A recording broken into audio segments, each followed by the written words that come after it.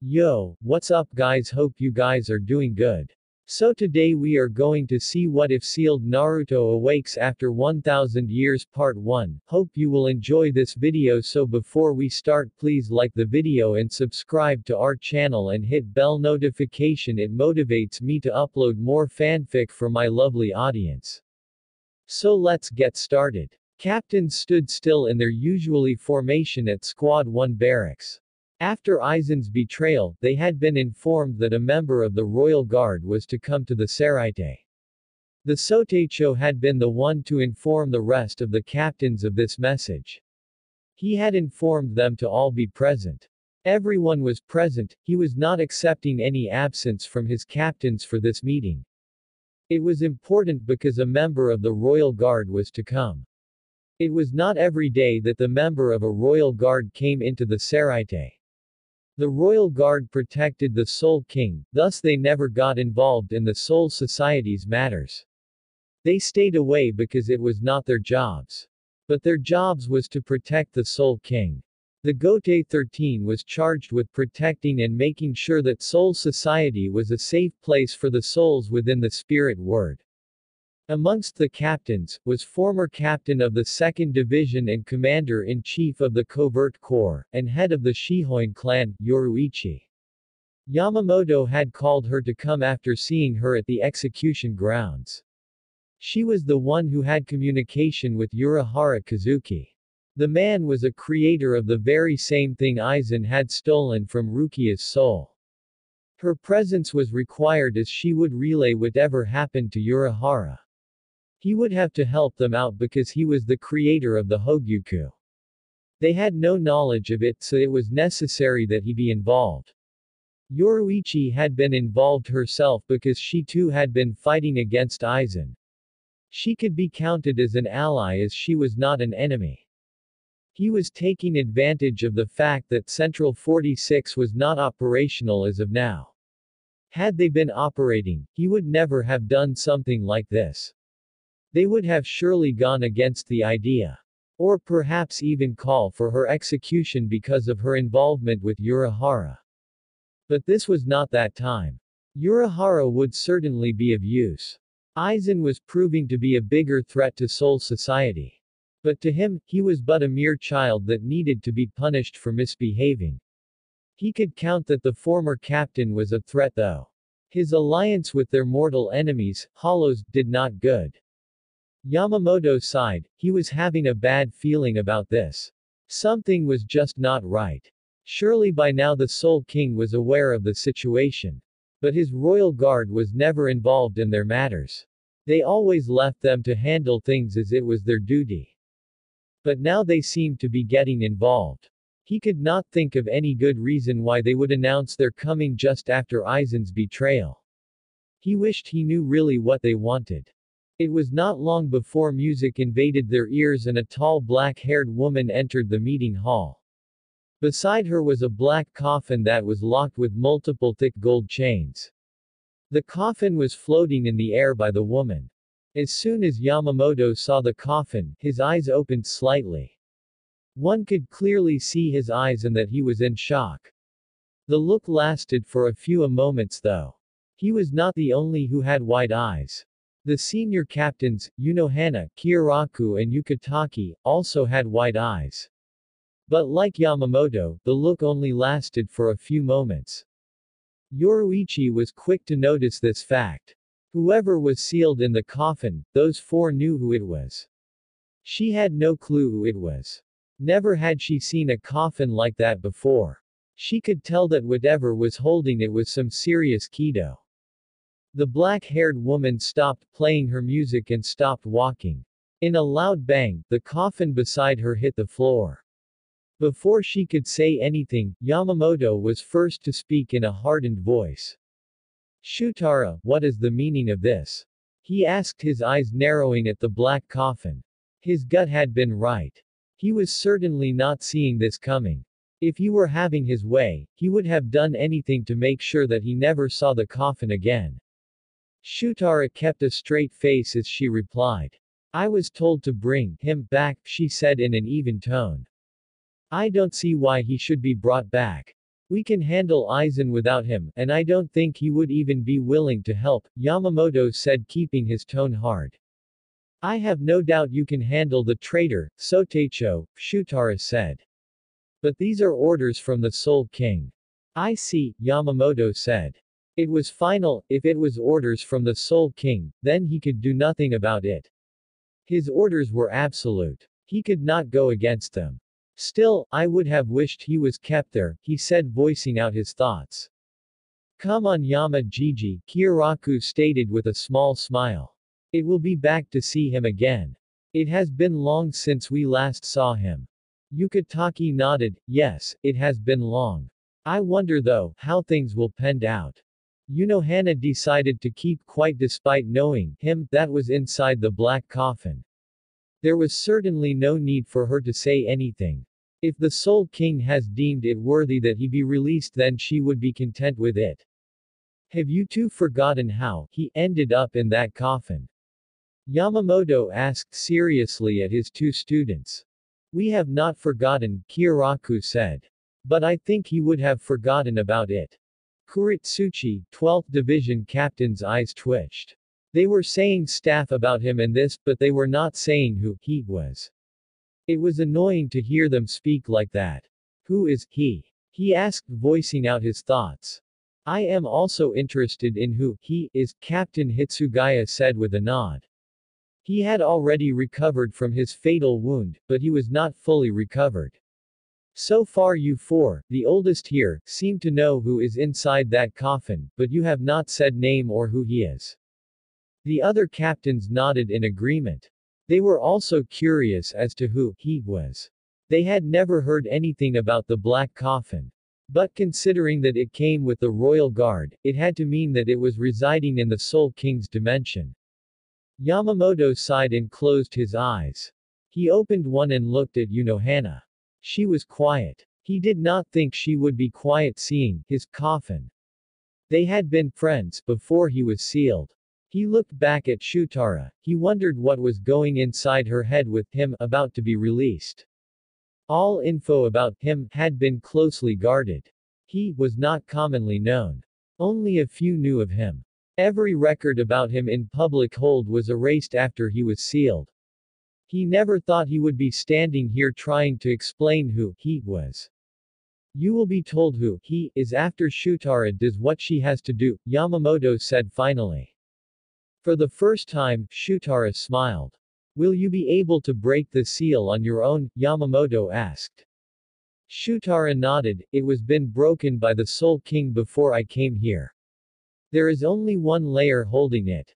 The reason he has not broken out yet is because he is currently in deep sleep and won't awaken until the seal is fully broken, she explained what she had been told. The Soul King had broken the seal himself given that it was his seal. Be on guard. I don't know what he might try to do after he awakens. The Sotecho stated firmly. He certainly did not know how he would react after being released. It had been a long time since he was sealed. He was not going to take any chances with him. Shutara turned to face the coffin before performing a small ritual in breaking the last layer of the seal. It required much of her Reiatsu to do so. But it did not take long for her to finish her ritual. As soon as the coffin was opened, a massive wave of Reiatsu hit around the atmosphere. The spiritual pressure was dark and potent. Anyone less than a captain would have surely been knocked down by it. Some few less experienced captains were having troubles standing up from the pressure. It was dark and potent, unlike anything they had ever felt before. Zaraki Kenpachi only grinned in excitement. Such Reiatsu only reminded his love for a battle. Someone of this spiritual pressure would certainly give him a good and enjoyable fight. He had been craving for one recently. But there seemed to be no one there to offer him the good fight. The Reiatsu was also foreign. It did not feel like it belonged to a hollow or a Shinigami. It was unlike anything some had ever felt before. Judging from the Reiatsu, they could not tell what sort of creature was being released. Just as it had appeared, the Reiatsu disappeared like it was never there. They could no longer feel it, not even a trace of it was left. Because the explosion of Reiatsu died down, it cleared the view for them to see what was sealed inside the black coffin. There was a man, he was fair-skinned and had sun-kissed blonde hair reaching down his waist. It was odd given that some had never seen hair of that bright. They had seen blonde before, but just not so bright and long. The man was wearing black pants and a long red coat with high collars. The coat had black flames pattern at the hemline and at the collars. Under the coat he wore a black long-sleeved t-shirt. That t-shirt clearly framed his chest and left some of his chest just below his neck partly visible. There was no sword on him but he had a red sash on his waist. Shutara was still standing in front of the coffin in anticipation. She had a small smile on her face as she waited for him to awaken. She thought he was taking time to do so. She could not wait to look into his eyes once more. Suddenly, the man's eyes snapped open. They were the oddest thing the younger captains had ever seen. His eyes were blood red with 6 blades in each. The blades seemed to be spinning in opposite directions per eye. They stopped suddenly and the man's body moved out of the coffin. The captains were on guard because they did not know how we would react. They had their hands on their swords, except for Shutara, Unohana, Kyoraku and Yukatake. They were on guard but did not seem to be ready to draw out their weapons any time soon. They were all sporting smiles, friendly smiles. Still, no Reiatsu could be sensed from the man. There was just nothing from him. If one could not see him, one could believe that he was not there. It was quite frankly scary as one could not sense anything from him. The blonde man stopped just inches away from Shutara. She was about an inch taller than him. He stared into her eyes in an expressionless face. The woman wore a smile the whole time, but began to become nervous as the man simply stared at her for about a minute without a word or his expression changing. It was just blank just as his eyes were. The rest of the captains simply stayed quite waiting for the man to say his first words. Although it did not seem like he would be saying anything soon, they would wait for him. The blonde-haired man's hand moved slowly towards Shutara's face. It seemed as if he was not going to do anything. Then he suddenly grabbed her neck and begun to choke the life out of her. Shutara tried to get out of his hold but she was failing miserably at her attempts. Her eyes were wide as she started to panic in fear thinking that she was going to be killed. His expression had not changed as he strangled her. "You will kill her if you continue to do that," Unohana stated with her kind smile. She was merely stating the obvious. If he continued to cut off her air supply then she would die because of lack of oxygen. That was no way for a Shinigami to die, especially a member of the Royal Guard. The sound of her voice seemed to get the man's attention as his eyes turned to her. He let go of Shutara allowing her to catch her breath. His eyes were still on Unohana as he did so. Despite the woman giving him a kind smile, he did not return her the smile. His face stayed as it was, expressionless. He looked around before speaking. "Saraite," he said quietly, his eyes still at the ceiling. He brought them back and looked at Shutara who was now up from her knees but one of her hands was still on her neck. He held out his hand seemingly checking something. Something akin to realization phased through his blank face.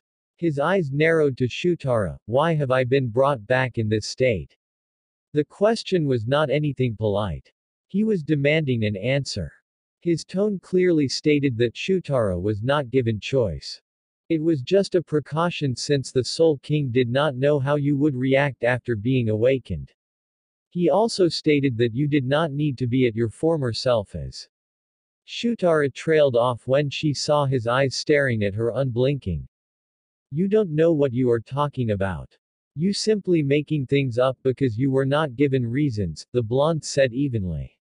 "How many times have I told you to keep your mouth shut if you do not know what you are talking about?" Shutara merely smiled. The rest of the occupants seemed to be just watching the interaction. They did not seem like they wanted to join in any time soon. "Where is Amaterasu?" The blonde asked again, leveling Shutara with an intense gaze under his hypnotic eyes. Here she is, Shutara stated with a small smile. She took out a normal blade katana from her robes and handed it to the blonde. The katana was pure black, it had no other color on it. The blonde-haired man got hold of the katana only for a moment before breaking it in half and throwing it back to Shutara. "That is not my sword, Shutara," he said in a low tone. "Where is my sword?" Shutara had no idea about it. The sword looked like his when she was given it. She did think that it was a fake. Even her fellow royal guards did not say anything about the katana. They all thought it was the real thing. If it is not real, it only meant that the Soul King must have created a new one. "You did not know about it," the blonde said. It was clear from her expression that she did not know about the katana. "That fool for a king. Does that thing not know that it is not good to separate me from my blade? Seraite will burn to the ground if I do not get my sword back." The others were quite surprised that he had actually addressed the Soul King as a fool and thing. Just who was this man to have the guts to call the Soul King a fool in front of the captains of the Gote 13? It was even more interesting that a royal guard said nothing about it. She was a guard to the Spirit King, she should not allow anyone to speak of him as the blonde had done. "I was told to give you this should you threaten Seraite," Shutara stated, removing a small scroll from her robes. She handed it to the blonde, who accepted it. He read it with an expressionless look on his face. After a minute, the scroll disappeared from existence into thin air. "That paranoid fool is smart. I never thought he would be capable of doing something like this. He brought me back in this state so that he would not face the dangers of separating me with my blade, and punishment for my sealing," the blonde stated, not even sounding the slightest bitter about it. "Without my blade I cannot travel to his dimension nor can I access my Bankai. It is fine though, it is not like I did not expect this. I will get my Zanpakuto back one or the other," he thought. The blonde then held out his right hand and a black sphere of condensed Reiatsu began to form. It was obvious that the technique he was preparing was lethal. This time they could feel the Reiatsu coming from the technique. It felt like hollow. "Are you going to kill her?" Unohana asked with her usually kind smile. She was asking thinking that he wanted to hit Shutara with the technique that seemed like a Sero. But she knew it was indeed a Sero. The action had every captain on guard. But the blonde simply turned around and blasted the coffin he had been sealed within. When the technique hit the coffin, it vaporized it, leaving nothing behind. "Nonsense, I could never do that. Unless I am given a reason to do it," the blonde said, looking at Shutara even though he was answering Unohana's question. "Ah, it is good that being sealed for many years has not affected your mind," Unohana stated. "It is good to see that you have not reverted." There was certainly a hidden meaning under those words. Unohana chose not to comment on it though. "Shutara, come closer to me," the blonde-haired man stated. The called woman took a few steps towards him. However, before anything could be said, Yamamoto finally spoke. "Uchiha Naruto," he said, tapping the floor with his staff.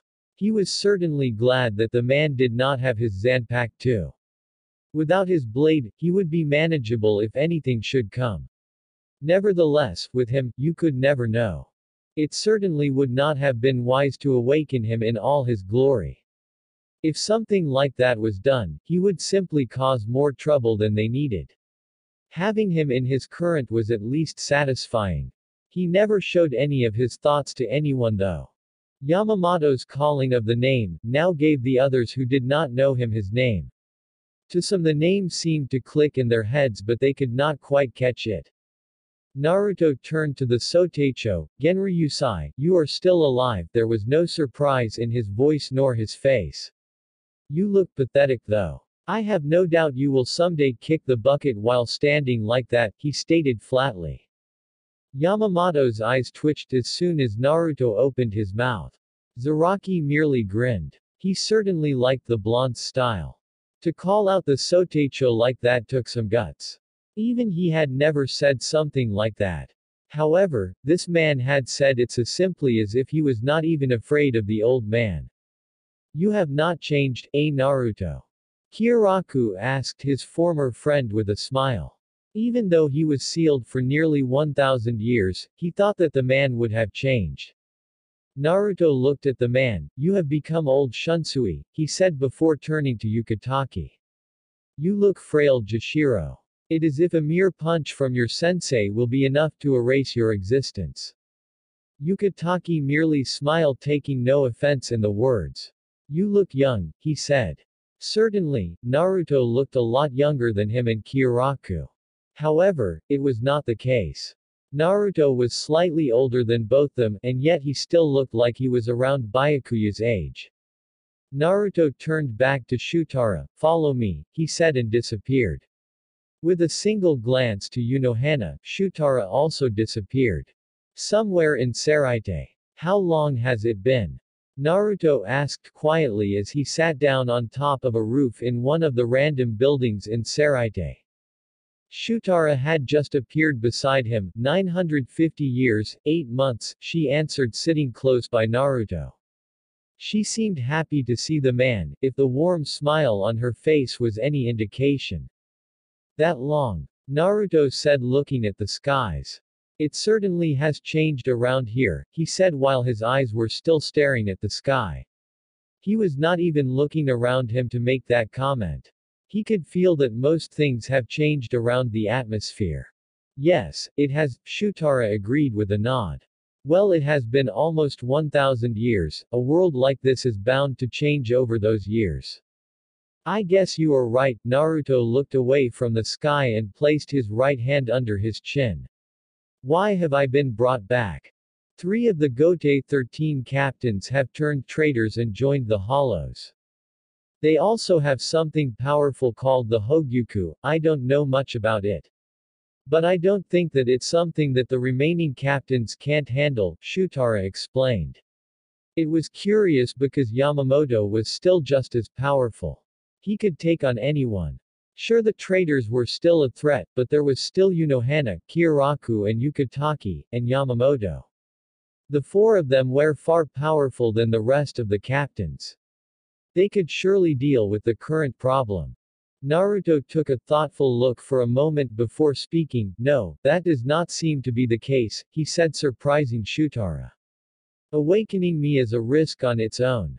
You also cannot guarantee that this will pique my interest enough to even take part. Oh, there was that part, Shutara thought. There was indeed no guarantee that Naruto would even take part in the battle against the traitors. Given the fact that they had sealed him, he could simply refuse to take part in the battle. If the situation was troubling, the Soul King could have found a way to handle him other than taking away his Zanpakuto. She did think that he had done more than just to take away his Zanpakuto. That thing could no longer suppress me any longer, Naruto said impassively. Suppress you? The first time I was sealed, I escaped. But the second time I could not escape because the seal was stronger, but eventually I would break free. When you moved me into the other dimension, that thing used its power to suppress me and force me to sleep. How did you escape the first seal anyway? And what do you mean that the Soul King forced you to sleep? Isn't that anyone who is sealed automatically put in a suspended death sentence? Shutara questioned, looking at Naruto inventively. Naruto narrowed his eyes at her for a second before looking away. I was not weak for be sealed by such a pathetic seal. My Reiatsu is also potent, which made it impossible for me to sleep. It kept fluctuating inside the coffin trying to find a way out. When that thing used its power to suppress my Reiatsu, I was able to sleep. He also ensured that I could not escape. Shutara nodded, so you were awakened because the Soul King could no longer suppress you. Naruto nodded, this was also the best way to manage me, he said. Are you going back to that thing? Shutara looked down, unable to face him as she answered, yes. As much as she wanted to stay, she had a job to do, a job she had sworn with her life that she would do until her body could no longer allow her to do so. I was thinking we could catch up before I go away, she said again to face Naruto, realizing that he was now on his feet. When she did, she smiled sadly looking at him. You are not going to allow me, she said. Naruto kept his expression impassive and bent towards her. He kissed her on her forehead before disappearing without a word. Meanwhile, what the hell was that? Yoruichi asked after Naruto had disappeared with Shutara. He had insulted the Soul King, Yamamoto, and then walked away. None of the senior captains seemed to be too bothered by it. It was as if they were used to hearing him say something like it. Genryusai Dono, why did you allow that man to be so disrespectful towards you and the Soul King? Komamura asked in his respectful tone. He had always respected the Soteicho. He did not appreciate when someone did not do the same. It is not a question of whether he allowed it or not. The truth is, he just could not do anything about it, Kyoraku stated nonchalantly. This surprised many. The Soteicho could not do anything. Just who was that man? Who was he to act the way he did and still get away with it, not because the Soteicho allowed him to go unpunished, but because he just could not do anything. Yamamoto hit the floor with his staff, silencing everyone. Enough, he said in an even tone, quieting the murmurs that had begun. You will be told more about Uchiha Naruto in the next days, Yamamoto stated in a stern tone, leaving no room for argument. For now, go back to your squads. Dismissed. He looked at Yoruichi. You stay, he said.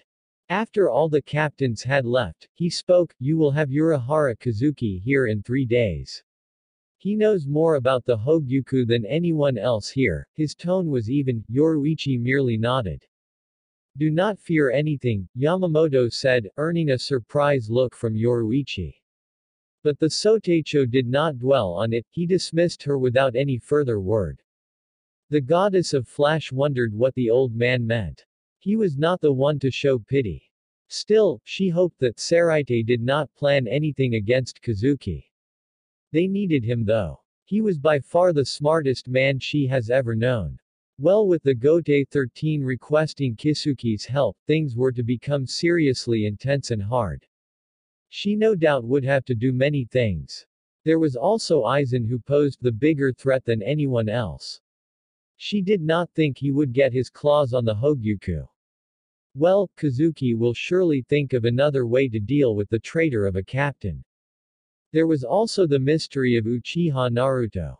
She was curious as to who the man really was. Why he was sealed. Kazuki would surely be able to tell her something about it though. He knew many things that many did not know. A few hours later, Shutara was walking inside Naruto's secluded house. It was just outside of Saraite's civilization, yet still within the home of Shinigami. Ever since Naruto was sealed, she had only came here once. The house still looked fine despite being thousands years old. Naruto himself had not been using it the time he was sealed, since he had created another home. Well, it was made of spirit particles, anything made of that could never really rust. It stayed the same unless someone destroyed it. The house was hidden, no one would really come across it, no matter how one looked around the place. Naruto had created it at this location because he disliked living with the rest of the other Shinigami. A place like this was also comfortable for him. He had all the privacy he needed. Shutara opened the door and entered the house. She did not think that Naruto would be here. He was probably out of Saraite by now. It was best if he was not here though. She doubted he would even say anything more unless she was going to be telling him that she would be staying. Outside, the house looked like a 2-room house, but the real house was built underground. It had everything a Shinigami could ever want in a house. It still surprised her how Naruto could grow plants underground where there was no sun. Yar, I did not think I would find you here, Unohana stated, looking straight at Shutara with her kind smile. Well, you did. I assume you were looking for him, Shutara stated, looking back, the captain of the 4th Division in the Gotei 13. Hana nodded, but I presume he is not here. Seeing that look on your face, Retsu stated, walking closer to Shutara. She could only guess that something that she did not like had occurred between her and Naruto. Shutara sighed. I talked with him for a few minutes, but then left me when I told him that I would be returning to the Soul King's dimension. She explained things to the other woman. Hana was not the least surprised to hear that. She could only expect Naruto to act that way. Do you blame him? She asked quietly. Shutara shook her head. I just thought he would at least understand or smile. But he did not. He walked away from me without saying a word. Understand? Hana questioned, not expecting Shutara to answer the question. He understood when you left him alone. He understood when you took part in his sealing, even though it felt like a betrayal. She paused for a moment, giving Shutara a scrutinizing gaze. He was just released, it has been 950 years, and you are still going to leave him. Shutara became quiet for a moment. We never even spoke about the fact that I took part in his sealing. I do wonder why he is not furious about it though, she said, taking a thoughtful look on her face. That is because it was something a part of him wanted, Hana stated, surprising Shutara. What? When you left, he was left with nothing. There was nothing for him to do. He was left bored and had nothing to do. He suddenly lost interest in everything and quit his position as captain, Hana explained. There was no reason for him to live. I believe that he allowed himself to be sealed. Even if he did not allow himself to be sealed, he still wanted something like that. He called himself God, and with the things he could do, I would not say otherwise. Do you think there could be a seal that could him down? Shutara was left speechless. She had not been informed of his after Naruto was sealed. She assumed everything was well because of the fact that he still looked normal. So that is why he was not angry at anyone for the sealing, she said after getting her speech back. But what is in his heart has not changed. Hana nodded, but I think he will try to do things differently this time. Hard to believe, Shutara said with a sigh. I do wish I could be here though, she said sadly. But out of her personal needs, she put her duty first. It was something that even Hana understood. You have an important job to do. Only a handful of people can achieve that power to get them to be selected for Squad Zero, Hana stated after a nod. But Naruto does not care about that, she said. Really, the blonde did not care about any duty that had to be done in Seraite or in the Soul King's dimension. He had no respect for the Soul King to begin with. He had made it clear that the Spirit King was useless and did not know how to do his job as king. Aside from me, you are the only one else who understands him. Do you think he hates me for this? Shutara questioned. She did not think so, but she was not sure. Hana would certainly offer her an honest answer. Hana shook her head with a small smile. No, he cannot hate you, she said. Shutara could sense something. But that does not mean that he cannot kill you. If he wanted to, he would have, despite saying that he could not. The reality is that he just did not want to, not can't. Shutara smiled sadly. I know that. He has told me that before, she said. Naruto had let her know that if she pushed him off the limits he would kill her. I am not surprised, Hana said. Dealing with him, she would not be surprised if he had said something like that even to Shutara. Can you do me a favor? Shutara asked, wiping off her sad expression. Her face became unreadable. I know what you are going to ask, but I don't think I can do that, Hana stated, knowing what Shutara wanted off her. It had to do with Naruto.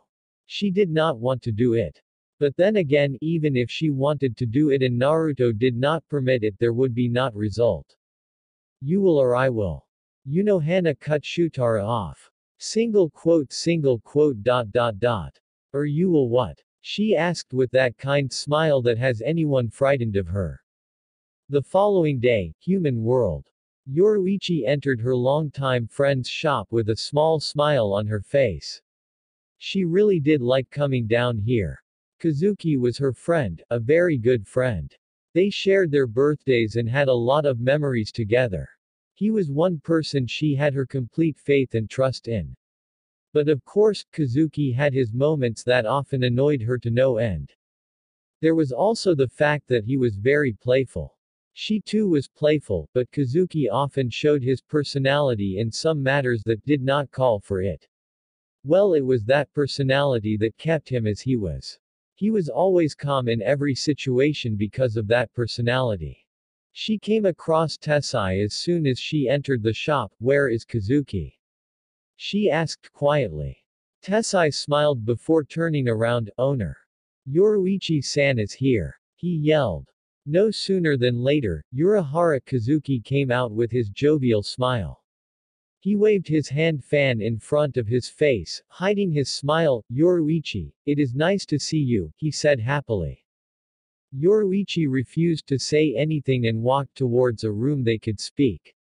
Kazuki followed her from behind. Upon reaching the designated room, both sat down. "I thought you were going to return along with Ichigo and his friends," Urahara stated. "Imagine my surprise when Ichigo tells me that you would return alone at a later date." Since Soul Society was willing to allow Ichigo and his friends to go, Yoruichi had not bothered to return to here. There was also the fact that the captain commander had requested that she stay behind. She also had personal matters she had to solve with Soy Fan. "Did Ichigo tell you everything?" Yoruichi asked. "He only told me that Rukia was saved, that is what he had gone to Soul Society for, and his major battles. I did not question him about anything else because he would not explain things the way you would," Urahara answered in a rare slight serious tone. "But he did fill me on the fact that Aizen got my Hogyuku and was scary strong," he finished looking at his friend calmly. Yoruichi nodded. Yes, he did get it. He also slaughtered Central 46 and had been the one to make decisions for some time now, even the one concerning Rukia. He ordered her execution just so he could get his hands on the Hogyuku. She then went to tell Kazuki everything she had witnessed. She told him of the fact that Aizen had not been working alone, but with Ichimaru Jin and Kanami Tusen. Urahara was not surprised to hear that Aizen had not been working alone. He had known about it already. He knew before he even left Soul Society. He was surprised though, when he was told that the man had joined the Hollows. If he had joined the Hollows, it meant that he would be having some strong Hollows under his control. Even weak Hollows could become a great threat if they are under the control of a man with a mind like Aizen. There was no doubt about that given the kind of man Aizen was. Single quote. "So that is what happened," Yoruichi said after concluding what she had witnessed. "I did not think that he would get it," Urahara stated. Charging by his voice and look on his face, he did not seem to be too bothered by it. "Neither did I, but he did. Well, I will have to begin work on how to deal with this," Kazuki said, becoming happy of all the sudden.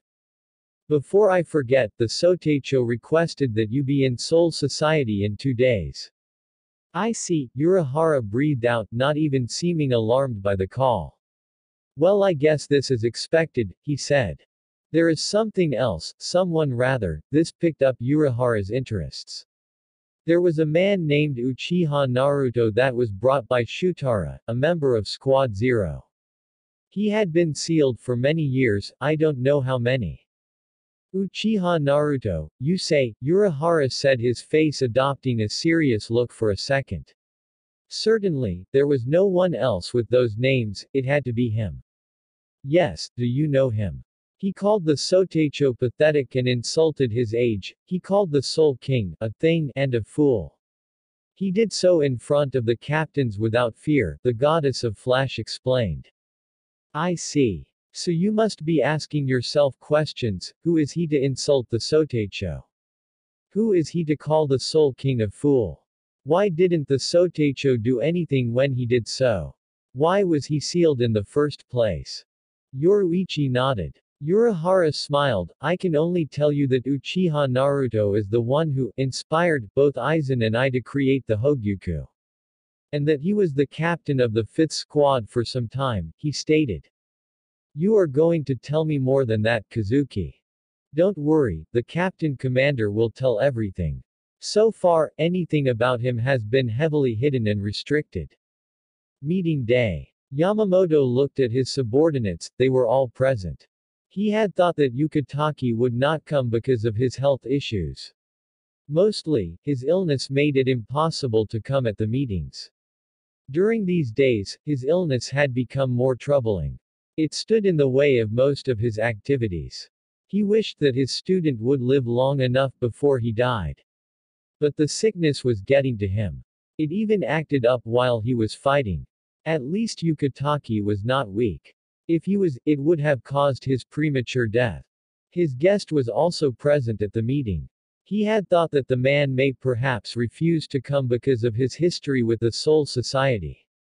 But he was glad that he had decided to come. The info he would offer them would certainly become useful for them when dealing the Aizen. They had to know as much as they could about the Hogyuku. So far, he knew nothing about it. But Urahara, being the creator, had much information about it. He also was taking a chance with the man because Urahara had been banished from Soul Society by Central 46. They would certainly not be pleased to know that the man they once banished was walking around in Soul Society with a huge smile on his face. It was good that they were not there since Aizen had slaughtered them. But he was sure in the few days more members would be selected and they would return to ruling. He had been unable to find Naruto. He had sent some of his subordinates to search for the man, but all the searches had been unfruitful. It was hard when the man's reiatsu could not be sensed by anyone else. Even he could not sense the man's reiatsu no matter how hard he tried. It was not always like that, he once could sense, as everybody could. However, when he became even more powerful, no one was able to sense his reiatsu. He had stopped searching, though. He figured that when that man had stopped doing whatever that he was doing, he would show himself. He hated dealing with Naruto because of it. He could never tell where he was or what he was doing unless Naruto himself bothered to inform him. Dealing with that man, he knew that not everything was under his control. There was a good thing about his unsealing though, he was not as powerful as he was. He did not even have his precious Zanpakuto. This meant that he would not be able to use his Bankai and never reach his full power. He would only be able to use a temporary sword, then again, most times he never used his real sword when fighting unless the opponent was worthy of it. He had also sensed that when he awakened his reiatsu was not as powerful as it was. It was still powerful, but not as powerful as the old days. He had sensed it when Naruto's reiatsu had exploded the time he awoke. All this spelled good thing to him. This way, Naruto would be more manageable as he won't cause much more destruction. Since everyone is here, let us begin with the meeting. Yamamoto said with a firm tone. Why is this man here?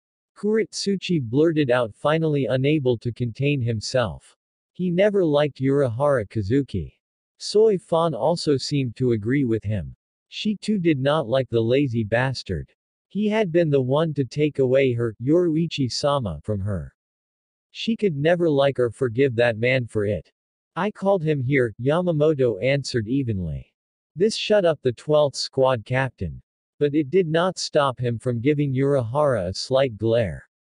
It was frustrating when the man merely smiled at him as if he was not bothered by his glare.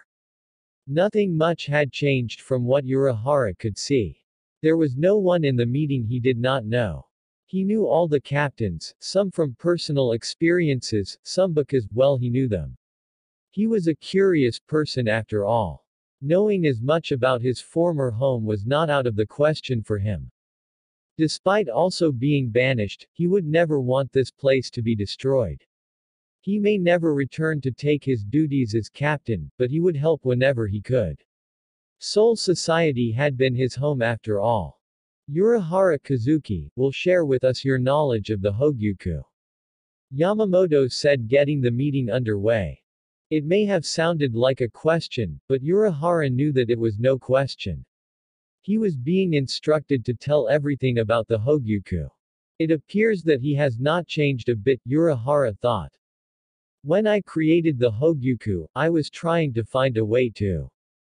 Urahara explained the origins of the Hogyuku to everyone at the meeting as well its purpose, why he had created it.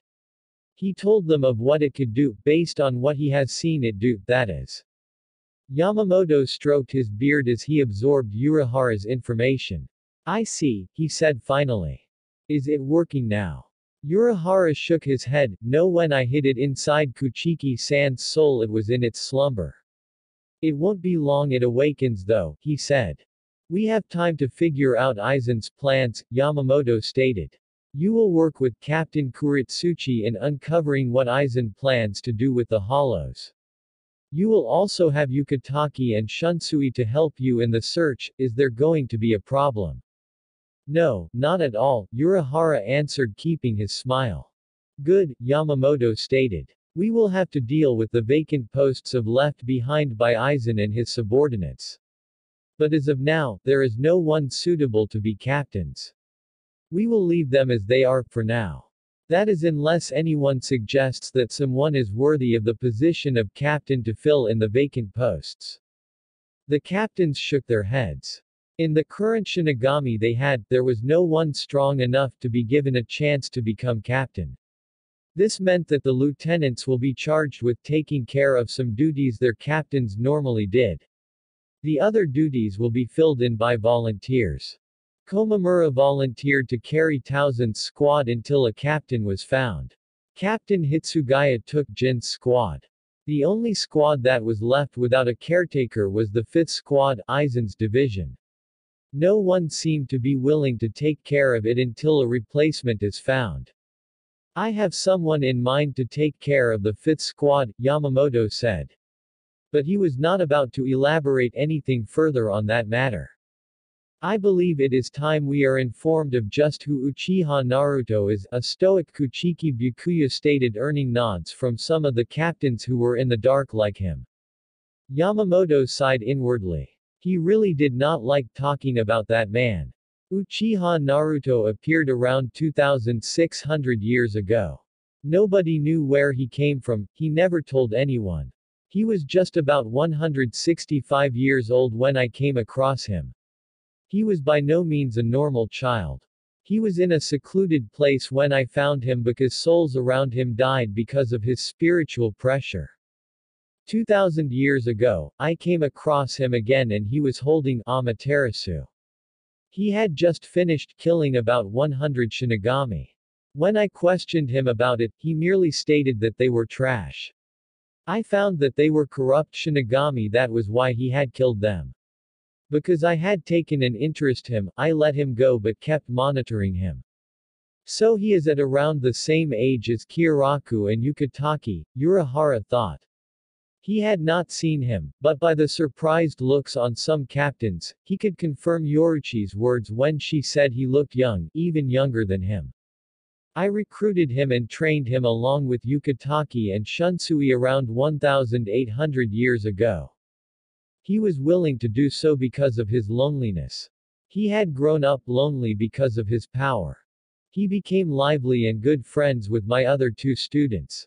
He was by far the better students than those 2. After some years, he changed as his had grown to levels I could not have imagined. However, he changed after that. His growth was not stopping. He never used his Zanpakuto when fighting hollows or other Shinigami. He only drew out his blade when he was fighting a captain-class opponent.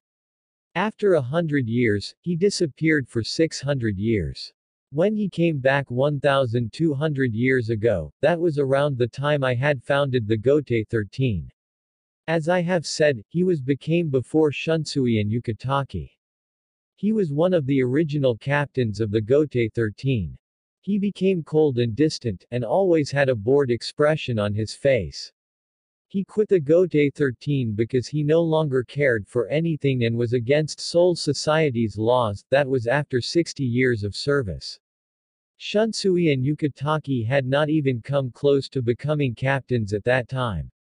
It was around that time that we discovered something special about him, his eyes. He never explained what they did, but said that they held greater power. When he told me that he was stronger than me, I refused to believe it. To show it to me, he released his true Bankai. I had never seen it before. It was the first time I thought that I would not win a battle. I also realized that he also had Quincy powers. He refused to tell me how he got them. 1,100 years ago, he disappeared and could no longer be seen. Unohana found him 100 years later. But he was different. He had gone through an evolution. He could use hollow powers as well as Shinigami. He had no mask like your friends, Urahara. The said man nodded. He already knew that Naruto could use hollow powers. He was just never able to find out how he came to use those powers.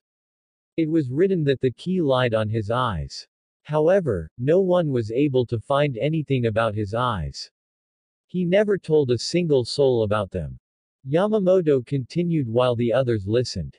Ever since he was captain, Central 46 had always been wary of him because of his power and the fact that he was always against their laws. However, because no one was fully able to tell how powerful he was, they did not do anything. When I fought him under the orders of Central 46, he absorbed Ryujin Jaka's flames, flames that could turn Seraite into ruins. His own Zanpakuto 2 was an element type. Its flames were powerful enough to stop mine. When he absorbed the flames, he gained the younger look he has now and his spiritual pressure disappeared. He explained to me that he was only lacking one element to evolve further, and my flames had acted as that element.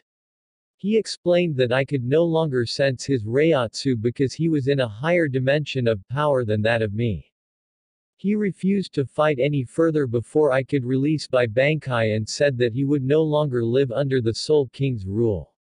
He would become the spirit god.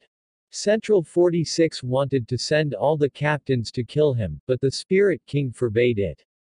During the Quincy War, he simply watched and refused to take part in it.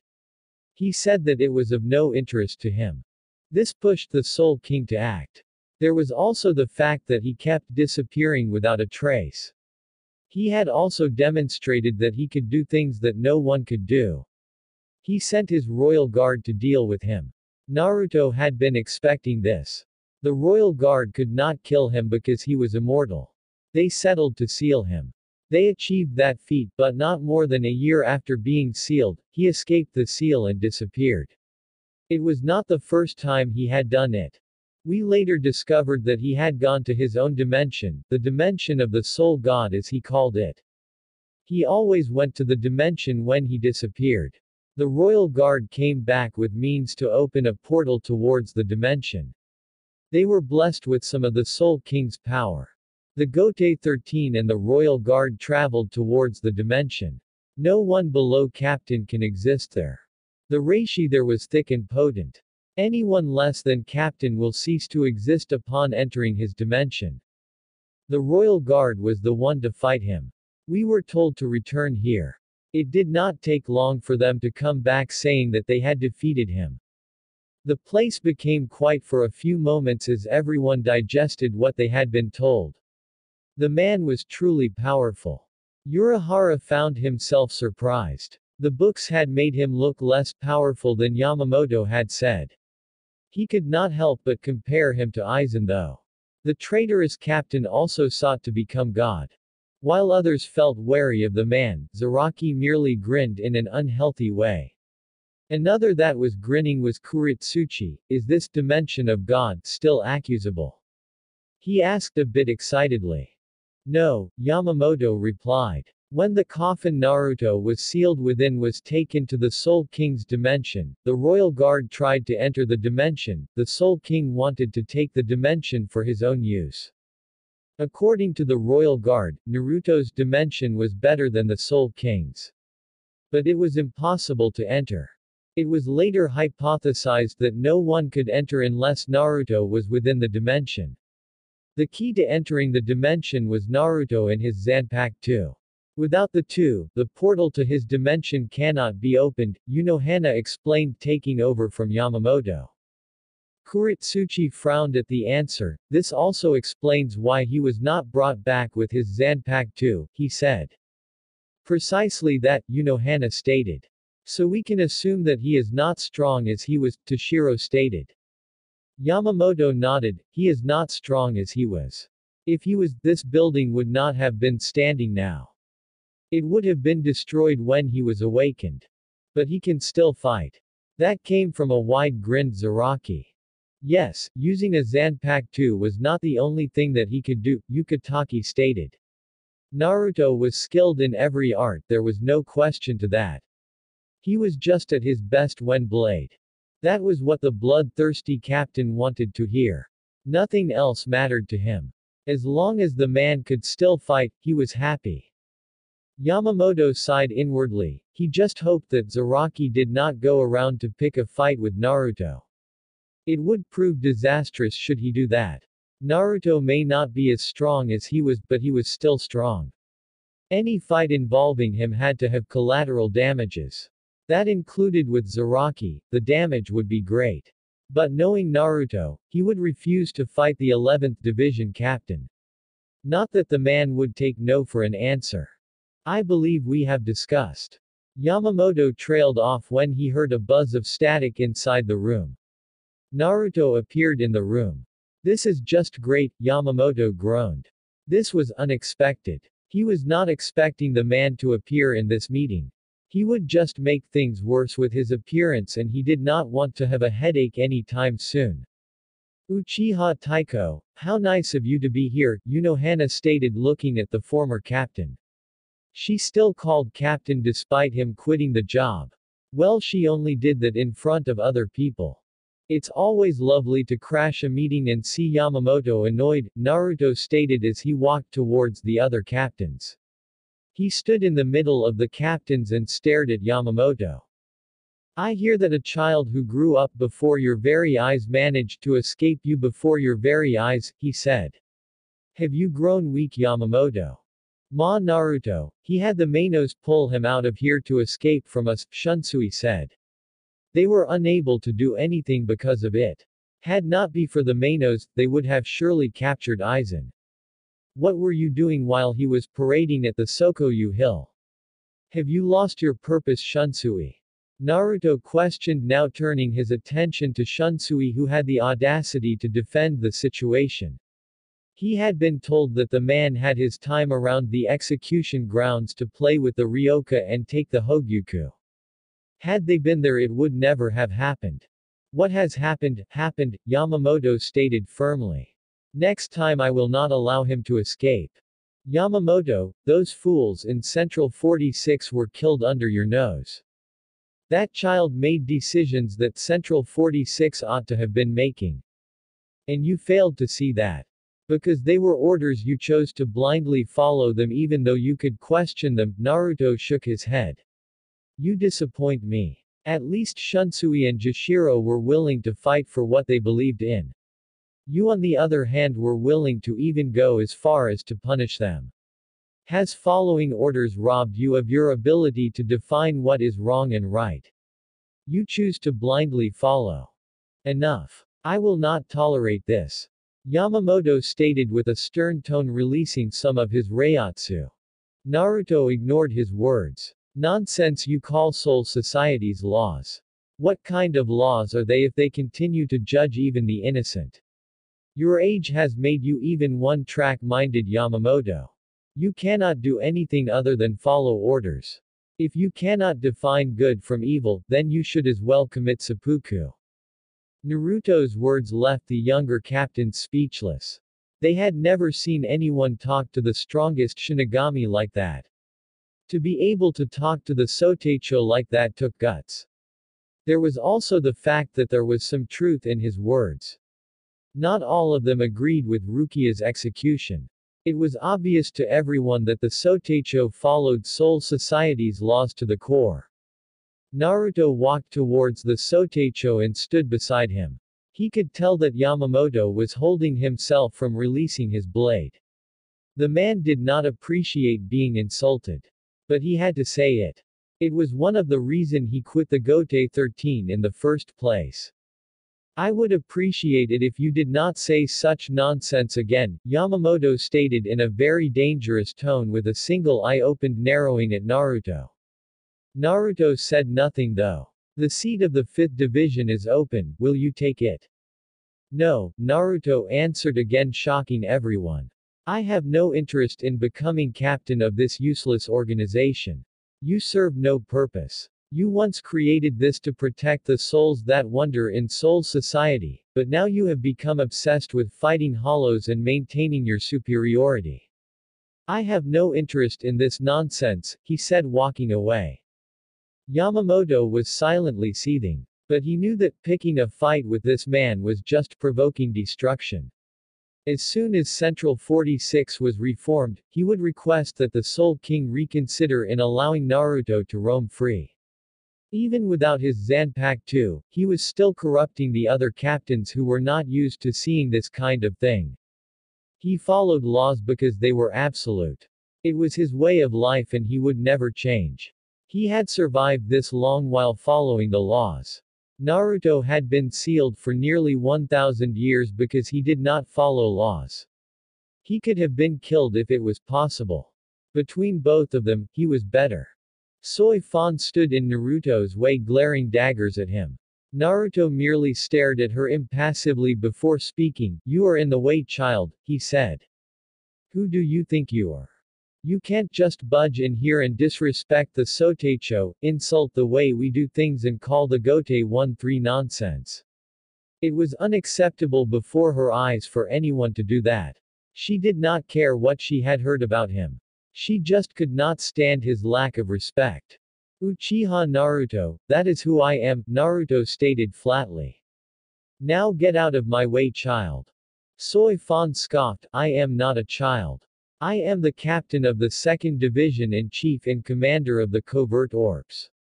She said rather loudly. How dare he call her a child? She was not some brat. Now she no longer cared if he was of the same age as Shunsui and Kyoraku. He was way beyond line. She felt anger consume her thoughts to her very core. Her very skin begun to boil like lava in anger as her ears released illusionary steam. Naruto opened his right palm facing Soy Fan. Yamamoto knew Naruto was going to do something that may harm Soy Fan. He was not going to have one of his subordinates harmed needlessly. He released a burst of his Reiatsu, Naruto. That is enough. His tone was on edge. It was clear he was reaching his limit and should he be pushed further he would explode. Naruto narrowed his eye at Yamamoto before looking back at Soy Fan. He disappeared from her front and appeared behind her. The 2nd Division stood frozen. It all happened in the blink of an eye. She did not sense nor see anything. How was that possible? She was really fast, her unit specialized in speed. Naruto was not even facing her when he spoke. Learn your place, child, he said and narrowed his eyes at Yamamoto. I will help in this little party you have failed to stop. With that he disappeared in a buzz sounding like the use of a sonido. Ah, my, he's fast, Urahara commented with a grin on his face hidden behind his hand fan. During his time, there was no one faster than he was. Not even the goddess of Flash can compete with him in speed, Unohana stated, surprising Soy Fan. Soy Fan Taiko, I would suggest you don't do something like that again before him. You can if you want to be punished, Yamamoto stated in a defeated tone. This is why I felt happy when they sealed him, he mumbled just loud enough for everyone to hear him. You are all dismissed. The captains and former captain all left the room in silence with much to speak about. There once was a man who was as strong as the Sotecho, possibly stronger. Now he has returned and is not afraid to state it loud that he dislikes Soul Society's laws, their laws. For Urahara, the meeting was quite refreshing. He had known that the man was said to be quite cold and ruthless, also never fearing to voice his thoughts, not to the Sotecho, not to Central 46. He had never seen anyone like him before. But seeing all that, he could understand why he was sealed. If he had been powerful enough to defeat the Sotecho and create his own dimension, what more could this man do? An intriguing part was that he could sense a trace of Reiatsu from Naruto. There was nothing coming from him. It was like the man possessed no Reiatsu at all. This of course made him curious. As far as he knew, the man was powerful. If so, he should have been able to sense his power. Could it have something to do with him absorbing Yamamoto's flames? Possibly. Perhaps it was an evolution. Anything was seemingly possible with that man. Another interesting factor is that the Sotecho said nothing about the man's choice of words. No one still with the will to live would have said something like that in front of the captains. Moreover, the captain commander would never allow anyone to say something like that without punishment. But yet Naruto said all things, and called the Gote 13 nonsense. Was it that the Sotecho was not offended by this? A loud no. If the Soul King knew this man would act like this, why unseal him? As Yamamoto had said, the man had no interest in Soul Society matters. Or perhaps he had interest but simply hated the way things were run. He had made that clear. But still, unsealing this man was a major risk. He had no doubt that the whole of Gote 13 combined could tackle Aizen. But he did not know how it would be possible with that man now possessing the Hogyuku. Could it be that the Soul King had no choice but to release him? He had managed to escape from being sealed once, it was possible to do it again. If the Soul King was not forced to release, then why? Could it be that he had other objectives? He had taken precautions when dealing with him. He could say that sending Shutara was to short-fuse him. There were a lot of questions that raced around Urahara's head, and he had no answers to them. He knew that the Sotecho was 1 second away from releasing his Zanpakuto. He had never seen the man holding himself just so he could not release his blade. He knew that there would be collateral damage to the Sotecho releasing his sword, but when has that ever stopped that old man before? If anything, Yamamoto looked reluctant to stop Naruto. Could it be that he feared doing it because he did not know how strong Naruto was? That begged a question. Naruto had his Zanpakuto taken, but Urahara knew it was not the only thing taken away from him. You cannot stop a man like Naruto by taking away his Zanpakuto. That man could win a fight without drawing out his Zanpakuto. He had a feeling that there was much more power that was taken away from him. He assumed even Yamamoto was aware of this. Still, even with the deductions to his power, how strong was he? Yes, he could not be strong as he was back then. But he cannot forget that the man was immortal and the only way to deal with him was sealing him. But as it had been proven before, normal seals just don't work on the man. Sighing, Urahara looked at Shunsui who was talking. Urahara-san, come by at Squad 8 barracks, we will have some sake and catch up with other captains, he said. The former captain nodded with a smile. Later that day, Yukitake, Shunsui, Urahara, Toshiro and Byakuya were all sighted within Squad 8 barracks. Byakuya had only been present because he was curious about Uchiha Naruto. The senior captains knew about him, they would surely be sharing the information with everyone. That was why he had even bothered to be present. Coming to a gathering like this was not something that a respectable head of the Kuchiki clan did. But because he was curious, he came. For Shunsui and Yukitake, since they were good friends, they always got together whenever each of them had time and drank some sake while they conversed. But this was a different occasion. Their friend was back to their lives. Was he always like that? Toshiro asked curiously. Naruto was not subtle when he spoke and seemed to be cold. He was also rude and, for the lack of better word, disrespectful. Yes and no, Yukitake answered. When we met him, he was awfully quiet, but deep inside I think he had always been cold.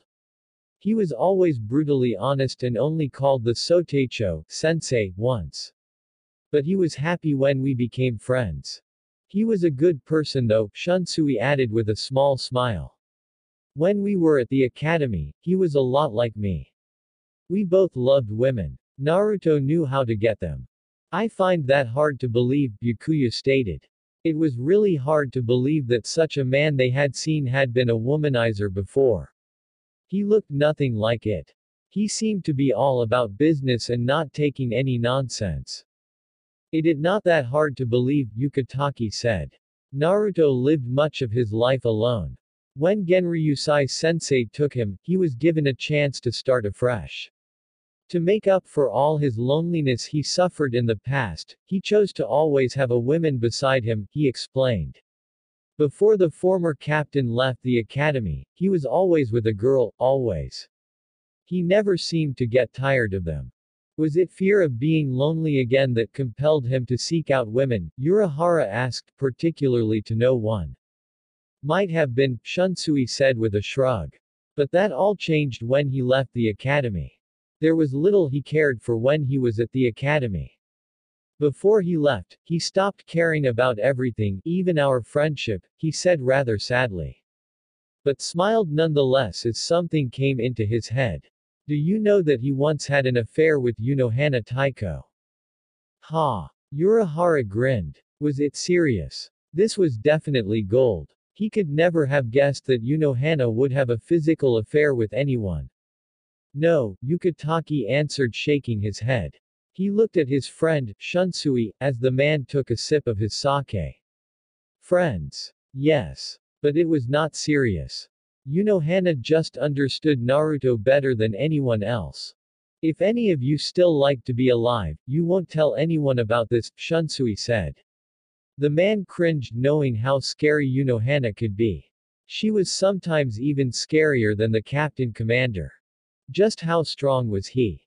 Toshiro asked a question that he felt comfortable with. The subject the men were discussing did not suit him at all. Scary strong, Shunsui stated rather seriously. He became captain by showing a fake Bankai while he hid his true Bankai. The only time he would release his Shikai when fighting would be when he was dueling Yama-Jiji or me and Yukitake. It still was a mystery to him how the man could become that powerful. When he was smiling, he never looked power. He was but a friendly person. That was until his power grew to higher propositions. When his Reiatsu could still be sensed, Hitsugaya Taiko, you would not be able to stand before him. His spiritual pressure would paralyze you, Yukitake stated looking at the younger captain. The youngest captain in the Gote 13. Looking at the boy, Yukitake knew that in years to come, Toshiro would grow even stronger than he was now. But someone like Naruto would never recognize him as captain until then. When anyone was weaker than him, she would be treated as such. Perhaps the only person who ever respected was Yamamoto. But he along with Unohana and Shunsui were also respect in much aspect. Yamamoto was powerful and was always following orders would be probably why he insults him so much. They got along when Yamamoto was training them, but when Naruto's power grew, he changed. Still Yukitake never faulted the man. On the contrary, he admired him. Naruto stood strong to beliefs, never wavering unlike most people. When something was wrong, he was not afraid to say that it was wrong. He and Shunsui had learned that from him. Even when sometimes Naruto did take things to wider propositions, he never did anything he deemed as wrong. And in his eyes, he was mostly right to challenge Soul Society's laws. Some laws were just unfair and unjust. He could never understand them. Naruto was there always to point that out and refused to follow them. Well, he could never agree with that Naruto did when he proclaimed himself as the god of Soul Society because the Soul King was not doing a good job. He had to say that even he himself was ashamed of the fact that the Gote 13 did not do enough. Souls were suffering in the Rungoki. But they did nothing about that. Naruto was right, they had become so obsessed with fighting hollows that nothing else matters. It was not that Naruto actually cared for the souls in the Rungoki. He was merely stating a fault in the Gote 13. The souls in the Rungoki actually feared and hated Shinigami. They were not viewed as the protectors they were supposed to be. No, they were the monster, the oppressors. Most Shinigami never went to the Rungoki to investigate crime and other things. They only went there when there was a hollow scene. They had become so one-track minded that anything other than a hollow or a Shinigami was not a threat or just did not matter. That's strong, huh? Toshiro asked, not knowing what to believe. He did not actually think that anyone would be able to defeat the Sotecho. But the man himself had stated it that he could be defeated by Naruto. If he could not even stand the man's spiritual pressure, how could he fight the man? The Sotecho said his Zanpakuto was an element-type fire. How strong were they? Byakuya asked curiously. This was turning out to be better than he had thought. He was getting much more information than first thought. Very strong if they could stand Yama-Jiji's flames. Naruto himself did say that the flames were not in the true form, or power when his sword was in its Shikai form, Shunsui said. Then again, no one had ever seen his flame's true power since he always hid what he could actually do. They spent hundreds of years with the man, and he never told them anything about his eyes. At first, he had merely stated that he was born like that and that there was nothing special about them. For 100 years they believed that. No one even suspected anything about his eyes. He was indeed good at keeping secrets.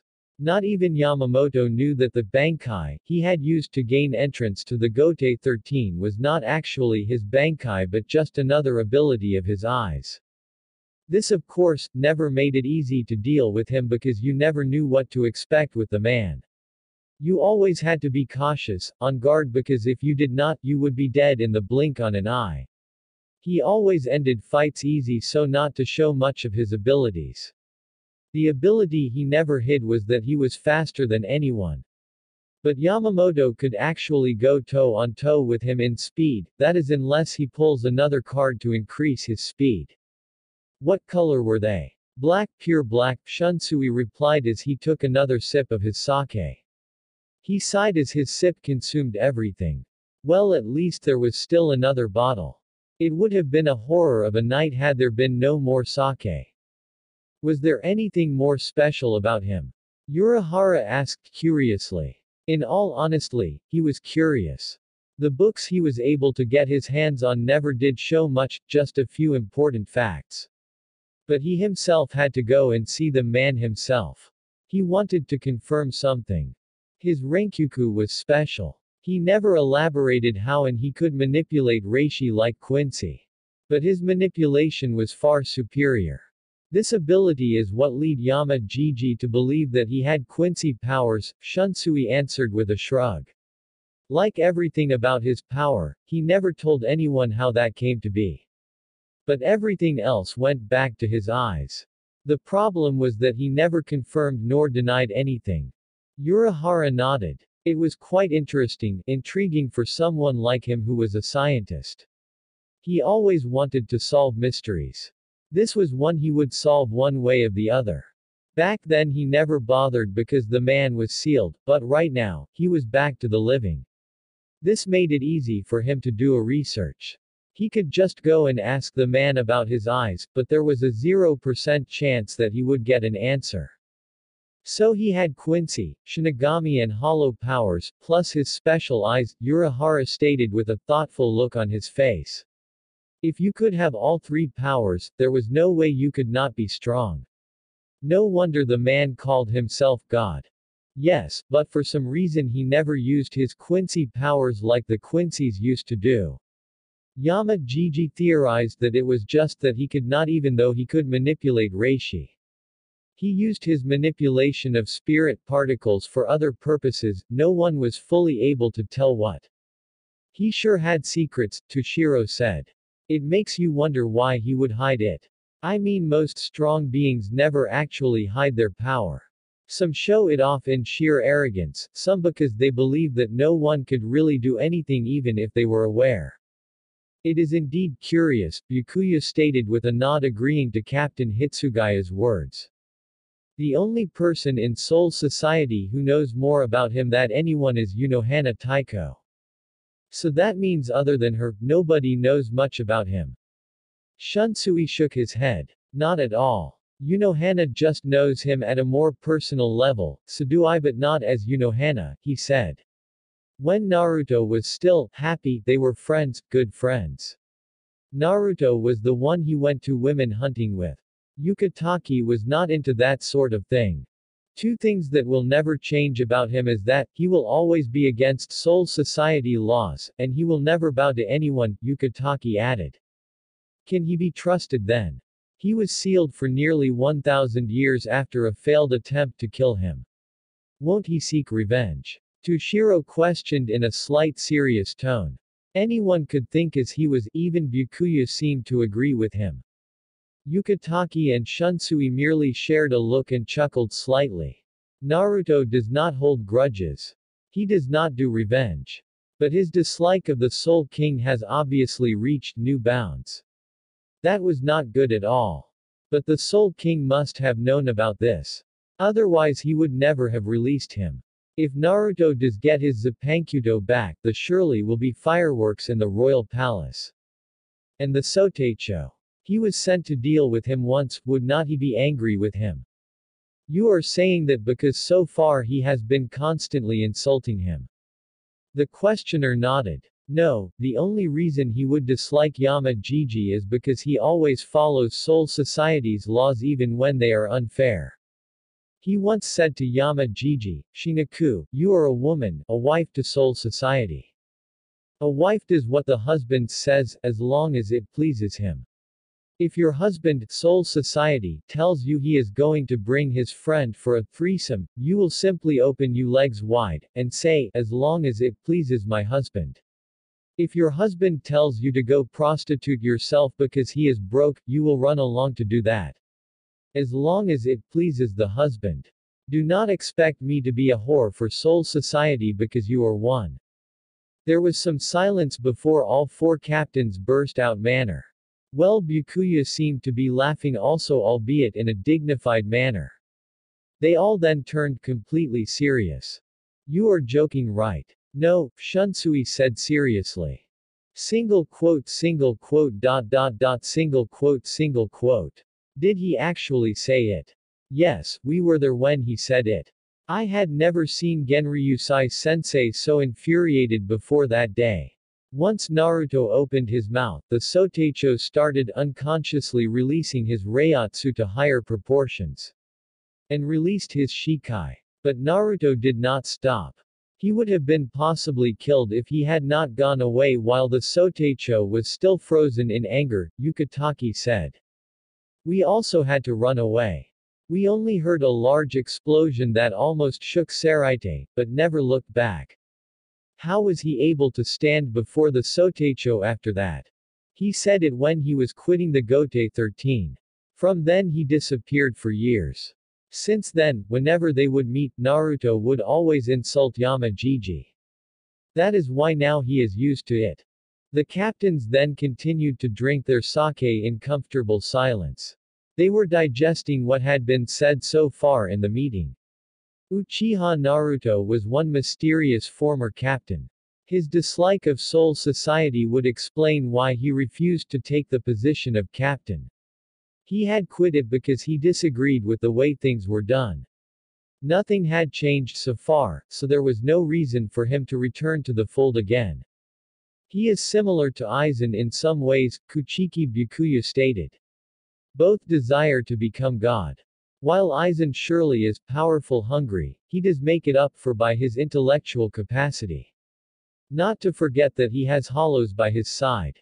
Hitsugaya Taiko nodded. That bastard is crazy though. He cannot take on the whole of Soul Society even with the hollows by him, he said bitterly.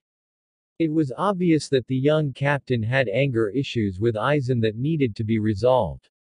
The only way to solve them, though, was to give Aizen the young captain so he could murder him. They may have the same goal.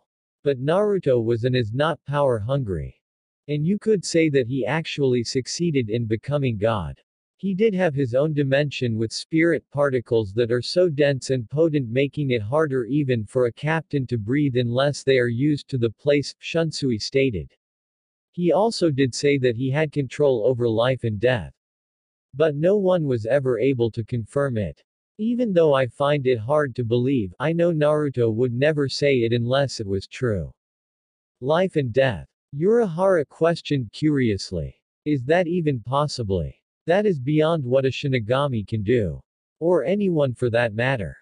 Perhaps he may have never said things just for the sake. However, control over life and death is impossible. No one has that kind of power. If he had it, would not he use it? Prove it to you. There was clear disbelief in Byakuyu's voice. No one could believe that someone could have control over life and death. If one believed that tale, then something was wrong with them. If Shunsui had said that the Spirit King had that kind of power, then it would have been believable because he was the Soul King, the most powerful being. It seems impossible, even I cannot believe it, unless I see it, Toshiro added. Urahara was in thought. Shunsui was right, a man like Naruto never said he could do something unless he could. This begged a question: if he had the ability, why did he not prove it? Was it simply because he did not want to or could not? The former did not seem likely, the latter could be likely. He could theorize it as having a powerful attack. Without the required power or reiatsu for the attack, it becomes impossible to do it. Could it be the same for Naruto? Could it be that there were some drawbacks that followed using the kind of power? He certainly had a lot more questions that needed answers. He could not get them all on his own. But the man who had the answers, according to Shunsui and Yukitake, would never give them the answers given his secretive nature. Still, this only gave him a job to do. He did always like doing research. What kind of a scientist would he be if he did not love doing research? It is still a surprise to me why he would be released in the first place. We know he cannot be killed, not even the Soul King can do it. But why release him knowing that he would still have the same mindset that had him sealed in the first place? Byakuya questioned a more interesting question that each captain and former question had asked themselves. I have also asked myself that question, but I have not found an answer, Yukitake stated with a tired sigh. I know that he would never change, and he will always be against Soul Society's laws unless he chooses not simply not care about them.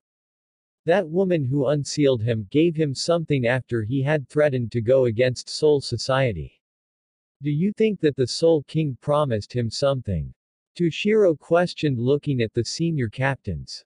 They were the ones with more knowledge than him about the matter. Before either of the senior captains responded, Urahara spoke. Before we even assume that, we must first think of what could have been written in that note.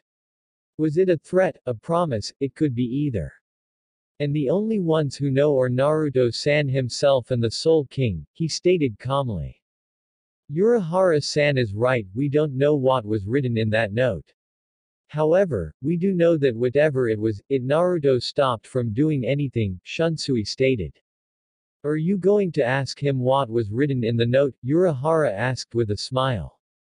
No, both Shunsui and Yukitake answered in unison. The following day, secret lab under Squad 5 barracks. Naruto sat comfortably on a chair he knew he did not put inside his lab. As soon as he entered, he knew that someone had been using his lab. He had constructed it during his time as captain. He used it for his researches and some other things. There are only 2 people who know of its existence. But given that there were some new equipment inside the lab, he could guess that someone had found its existence. He had hid it pretty well. And also placed some barriers around the entrance. Unless someone was very perceptive, they would never find the entrance. But even so, with the entrance found, there was a task of breaking the barriers he had set up.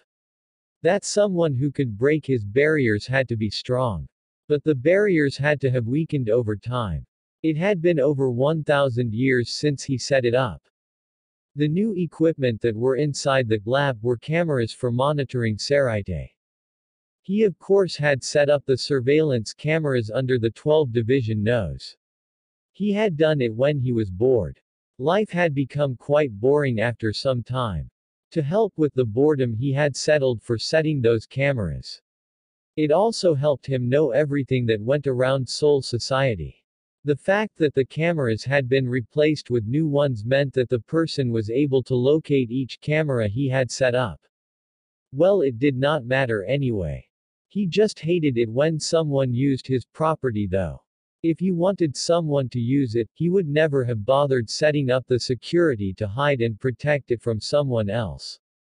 But then again, if someone had managed to break his barriers, then that person was at least worthy of using his lab. He never did keep anything important in the lab. It was mainly used for observing Seoul society and some research. But the results would be taken back to his house for storage. He had done well to ensure that only he could open the safe he could all his research data. That was before he had his own dimension. Most things were in the place. He only left things he would need to use. He was no scientist, but he could collect data and do some research. The previous age did not have brilliant minds. But this age ought to have someone. He needed some theories to be proved by a real scientist. I thought I would find you here, a voice stated from behind. Naruto turned around along with his chair. He locked eyes with Yunohana, the woman wore her brilliant smile. It unnerves me when you look at me like that, he said referring to the concentrated look Yunohana was giving him.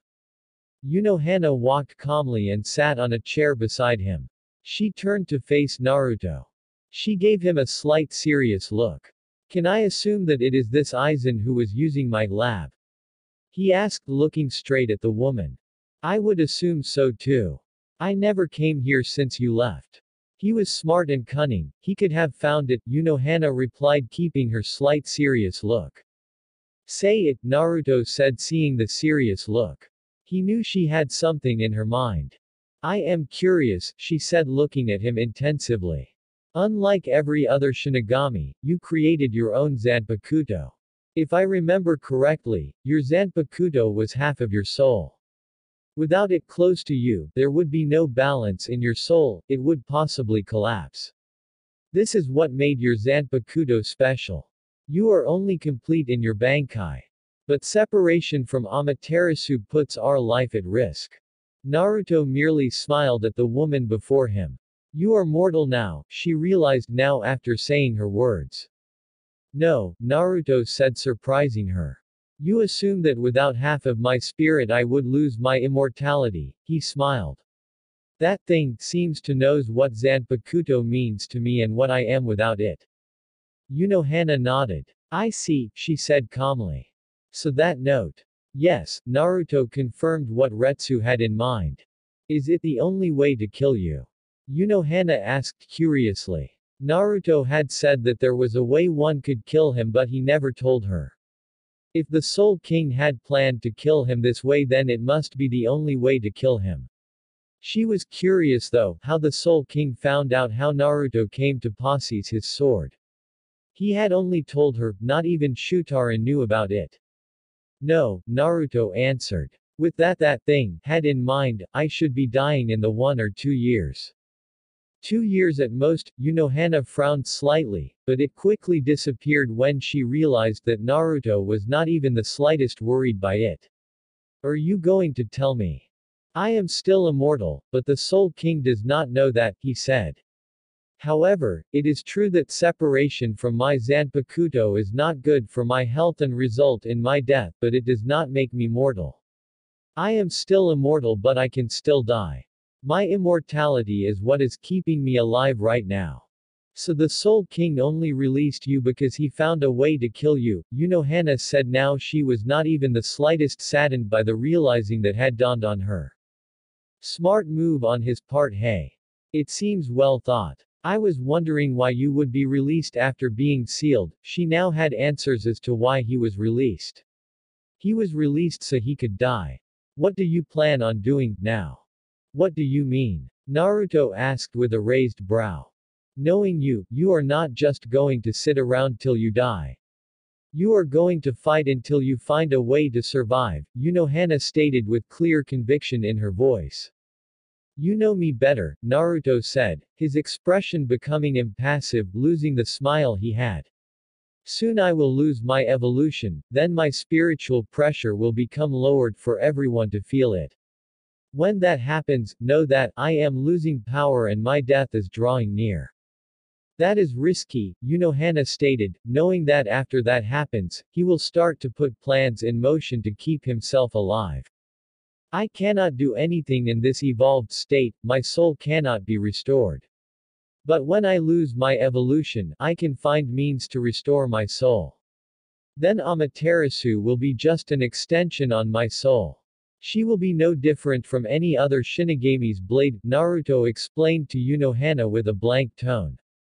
Unohana's eyes widened slightly. Could it be? That would mean that if his sword was no longer half of his soul, he would become even stronger. It would also eliminate this way of killing him. Could it be? She eyed him suspiciously. I know that you allowed yourself to be sealed. If not, the royal guard would have never entered your dimension. I always thought that it was because you were bored and lonely. But now, she trailed off as Naruto stood up. This is why I like you, he said. You should not lie, Uchiha Taiko, Unohana said in a dangerous tone. We both know that the only person who managed to penetrate that cold heart of yours is Shutara.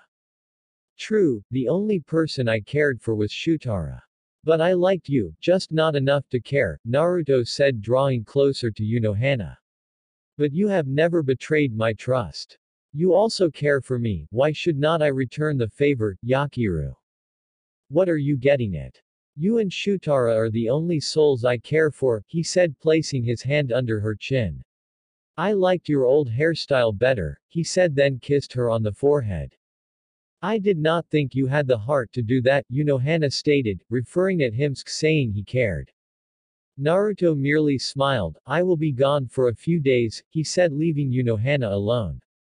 As soon as Naruto opened the door to exit the lab, he found someone standing there. I was wondering when you would come back. Naruto walked into Squad 1 barracks with a calm look on his face. He had been called into the place by Yamamoto. He wanted to see what the old fool wanted to discuss with him. It had to be important though. If not, he would walk away while the old man was still talking. He never did like listening to the old man when he started talking. It was all about soul society this and society that. He disliked hearing it. The man never stopped preaching soul society. If there was an award, he would surely fill a cabinet with them given to him by the Soul Society for his outstanding work. Yamamoto was standing beside his lieutenant. The lieutenant held a captain's haori on his right hand. Naruto raised a brow seeing this. It was certainly held for him. The Sotecho wanted him to wear that thing again. But he had already told him that he would not be captain again. What more did the old man want with him? I have already told you Yamamoto, I have no interest in wearing the useless thing again, Naruto stated as he drew closer to the Sotecho. Yes you have, Yamamoto said with a firm tone, and a nod to emphasize that Naruto had indeed say he was not becoming a captain again. By the look the man had on his face, Naruto knew that there was something going on. He was not going to wait for it to happen. What is, he never got to finish as Yamamoto drew out his Zanpakuto without even calling out its name. In a second, he was already in front of Naruto swinging Ryujin Jaka across his torso. Naruto was quick to react. He quickly blurred away from the Captain Commander's reach and appeared a few distance away. He was not cut by the blade nor did it even touch him. If Yamamoto wanted to cut him, he would have had to do better than that.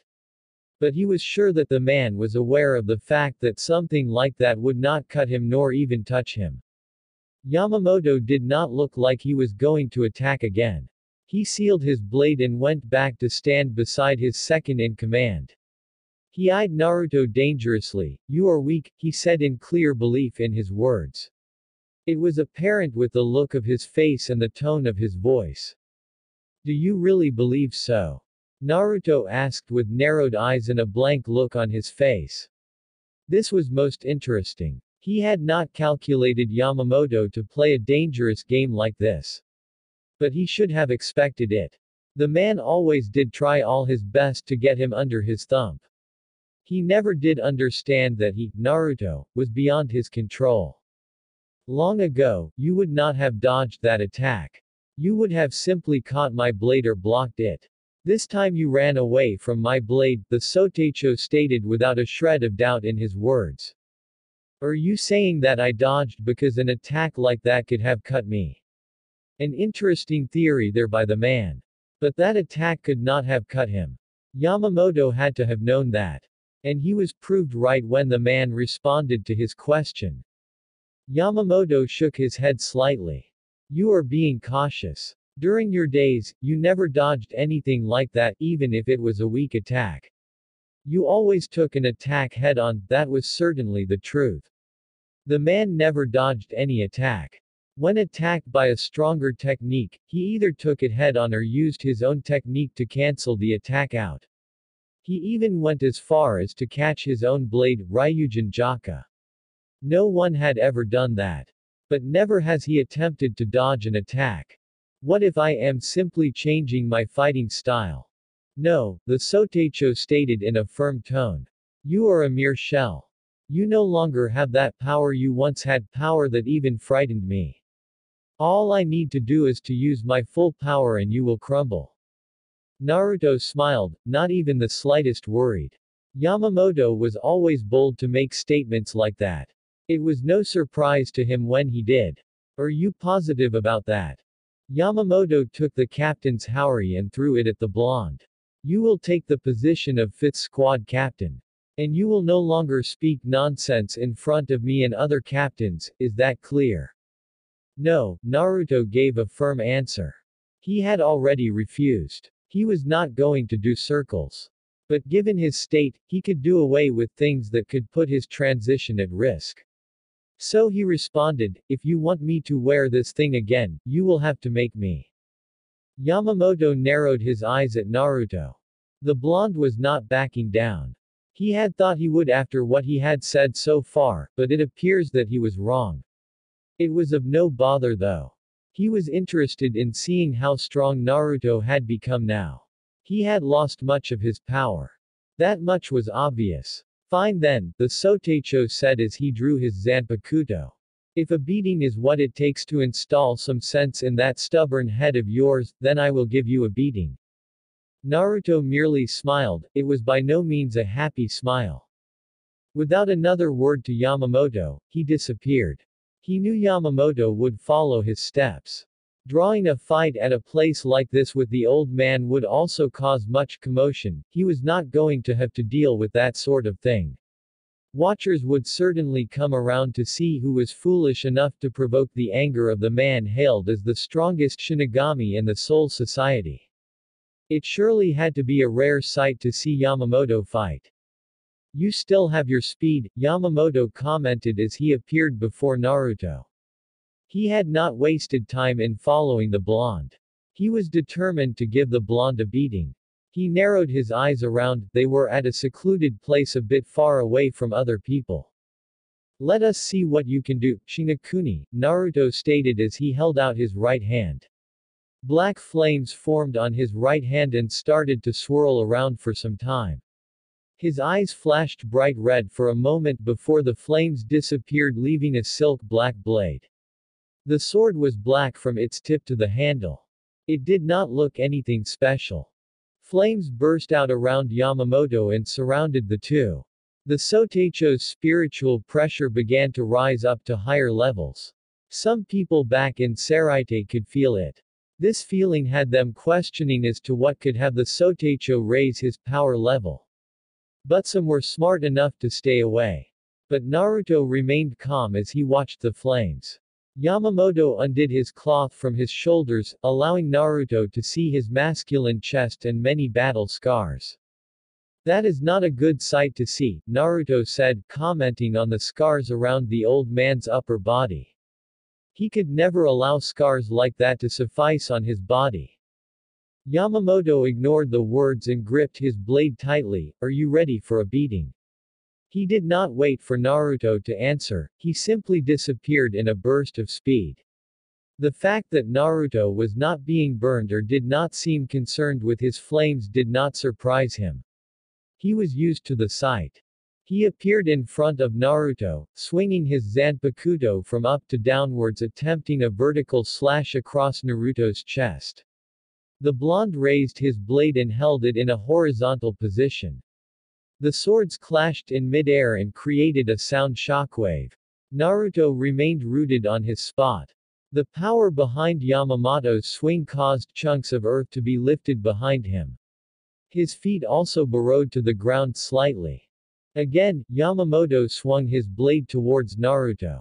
But the blonde ducked under the swing instead of parrying it like he would have done. As Yamamoto's blade passed him, he rose up again to face another assault from the Sotecho. This time he parried the attack. He was not surprised by the strength behind Yamamoto's strike. It was most strength than any other Shinigami could master. He was still powerful physically despite being of old age. He had expected such a thing from the old man. Age really did not matter for a man like him. Yamamoto retrieved his blade and swung it towards Naruto's neck. Had it not been for the block, it would have cut off the blonde's head. The blonde simply raised his blade and blocked the swing. Again, the clash of the swords caused some debris to pick up on Naruto's side. While his sword was still clashing with the Sotecho's, the blonde quickly raised his right hand, opening its palm facing Yamamoto. "Sero," the blonde uttered as he shot a black beam of energy directly at Yamamoto's face. The captain commander hurriedly made to escape from the path of the technique. It was not enough to injure him, but dealing with Naruto, one could never know. Yamamoto appeared a few feet away from Naruto. He had no injury, despite receiving a hit from the Sero Naruto shot at him. He noticed that the former self-proclaimed god of Soul Society had not moved at all. His feet were at the same place they had been since he started attacking. That was a surprise. "Your swings are still strong," Naruto said in a calm tone. "I have seen all that I wanted to see, you have not grown weaker over the years." This was not so much of a good thing for him. Well, it had its advantages. But the disadvantages outweighed the advantages, hence it was not a good thing for him. He looked at his blade as it shattered into pieces. Paying no mind to it, he folded his hands across his chest. He would have to play safe. "You win, I will take the post again." With that, Naruto was gone. Yamamoto sighed. He should have expected that the only reason Naruto would even agree to this was because he wanted to see if his strength had toned down. Well, he did get his answer. But he was certain that Naruto seemed reluctant to fight. He did not even try to swing his blade towards him. He only remained rooted in one sport. He knew it was not because of fear of him. That bastard never feared anything or anyone. It made him curious though, why was he reluctant? His swings were by no means toned down, and the blonde still took it all, without even moving. What was certain was that he no longer had the power he used to have. But why was he reluctant? Naruto's house. Takemi. A soft voice spoke within his head. Amaterasu. Finally, the spirit said, releasing a tired sigh. "I have been trying to talk to you for a long time now. You do know that it has to be difficult. You are in another dimension after all," the blonde responded as he sat down on a couch within his house. "Yes, I am aware of that, but our bond is stronger than that. Distance cannot come between us, it cannot be a barrier. Only death can succeed in that. But we cannot die. So our bond is eternal. I formed you that way," Takemi said. But still, he could only hear the voice, there was no physical appearance of Amaterasu. Well, she was still locked up in the Soul King's dimension. The distance could not allow her to manifest physically. "Has it started already?" "Yes, I can feel your other half leaving me." She paused for a moment. "Are you certain that the fragments of your soul will not scatter around in this dimension?" Positive, the blonde answered. What he had told Unohana was the truth but only half-truth. He had indeed created Amaterasu from half of his soul. But over the years, his other half gave birth to a spirit which became the spirit sword. His other half merged with the sword spirit and became one. This made it impossible for him to retrieve his other half. But even so, Naruto still called her Amaterasu. When he released his Bankai, his soul returned to him temporarily. He could not keep it from leaving his body again as it was attached to Amaterasu. Over the years, before he was sealed, he had attempted to get his other half back but he never found a way. Well, until then, before he was sealed. With his other half always within his blade, he could never reach his full power. Added to the fact that a small part of his soul was already missing, it was sealed. This half-small part had no consequence to his health. Nevertheless, it restricted his power from crossing a certain barrier. But he had found a way to restore everything, so to reach his full potential. That was why he was here. How long do you think it will take for your other half to separate from me?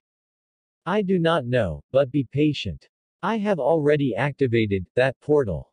Once my other completely separates from you, it will search for me. The portal will keep calling for it. Once it finds it, it will return to me. Not so long after that I will come and get you. Fine, and then her voice became silent. Naruto was not worried though. She was patient, she could wait for some time until he regains his power. He knew that since he was now awake, she too was awake. This meant that she was lonely in the other side of the world. But for his plans to become fruitful, it had to be like this. Amaterasu knew him better than anyone, despite residing within the blade, not inside an inner world like other Zanpakuto spirits. She was a part of him after all, and only he could speak to her, and wield her. It was not in his plans to take the captain's Haori again, but he knew that Yamamoto was not going to take no for an answer. The old man would have surely fought him until there was no breath in his body. He was not going to have that. It would not have been good for his health if he had continued fighting. He had to lose his evolution gradually. If it were to just disappear at once, his body would not be been able to handle it. This would be a hazard for his health. At this stage, unnecessary risks had to be removed. The situation was delicate and needed to be handled with care. Things were progressing well for him though. No matter what he finds himself doing, he will always have time to further his plans. He just had to make sure that nothing else slowed him down. Being captain will not slow anything down. It would only give Yamamoto the illusion that he was in charge of everything. Amaterasu would bother him much if anything slowed down her retrieval. The woman could be noisy sometimes. But it was nothing he could not handle. You are back already, Shutara said as she walked towards the blonde. She took a seat close to him and stared straight at his eyes. What is it? Yesterday, you said you had been expecting me to return, but never explained, she said. She was curious as to how he would know that she would return to him. He had not said anything more to her. You, Shutara, are the only person who keeps me from doing anything dangerous, for that thing's belief. But that is not the truth. And he was just being generous because of the plans he has for me, Naruto explained calmly. Certainly, since the Soul King planned for him to die, he had decided to give him a dying wish. The woman had been the only person he ever loved wholeheartedly. The thing called a king was aware of it. Shutara would also keep him busy, push him away from any form of evil thoughts, again as per the Soul King's belief. But things were not as that thing believed. It was true that she was the only woman he ever loved, but she had no control over him. Sometimes she could be forceful in a scary way, but when situations were serious, he always emerged on top. She was his woman and did not have a final say in his actions. He has never even for once asked for her opinion when he wanted to do certain things. He had never argued with her when she wanted to leave him for the new job she was offered. He wanted her to be happy and make her own decisions, but now, he would not allow her to leave again. Generous. You see, Shutara, as it is now, I am dying, Naruto revealed, earning a wide-eyed look from Shutara. She stared at him for some time, seemingly frozen. A life without Naruto. She could not imagine it. The last years had not been easy for her without him, but that was soothed by the fact that he had been still alive. He was only sealed, and she could always speak to him. She had always known that someday he would be released. The thought kept her sane and able to continue with her life. But the idea of him dying, no, never crossed her mind, and she never thought it would be possible. She had always thought he would live for all eternity. She never thought he would someday die. Perhaps he was just joking. No, Naruto would never joke about something like that. By the look on his face, it was indeed true. You are dying. How? Why? She seemed to have gotten over her shocked stupor. Her eyes still bore straight into Naruto's as she questioned. She wanted to know and understand the situation. Last time they had been told they were going to seal him, not kill me. One might not be able to see the difference in having him sealed and killed. But she could see the difference. With him being sealed, she knew that he could always be released and walk amongst them, or he could escape, since nothing ever seemed to tie him down. Death was another story. If he died, he could not return back to life, and she would be responsible for that. That is another story for another time, Naruto said calmly. He was not going to explain it to her. It was best she was kept in the dark about this for the time being. He could not have following him everywhere to ensure that he was fine. And this matter was best kept away from her. But have no fears, only that fool of a king believes that I will die. But he should know better. Shutara nodded and released a sigh of relief. I thought I had lost you there for a second, she said.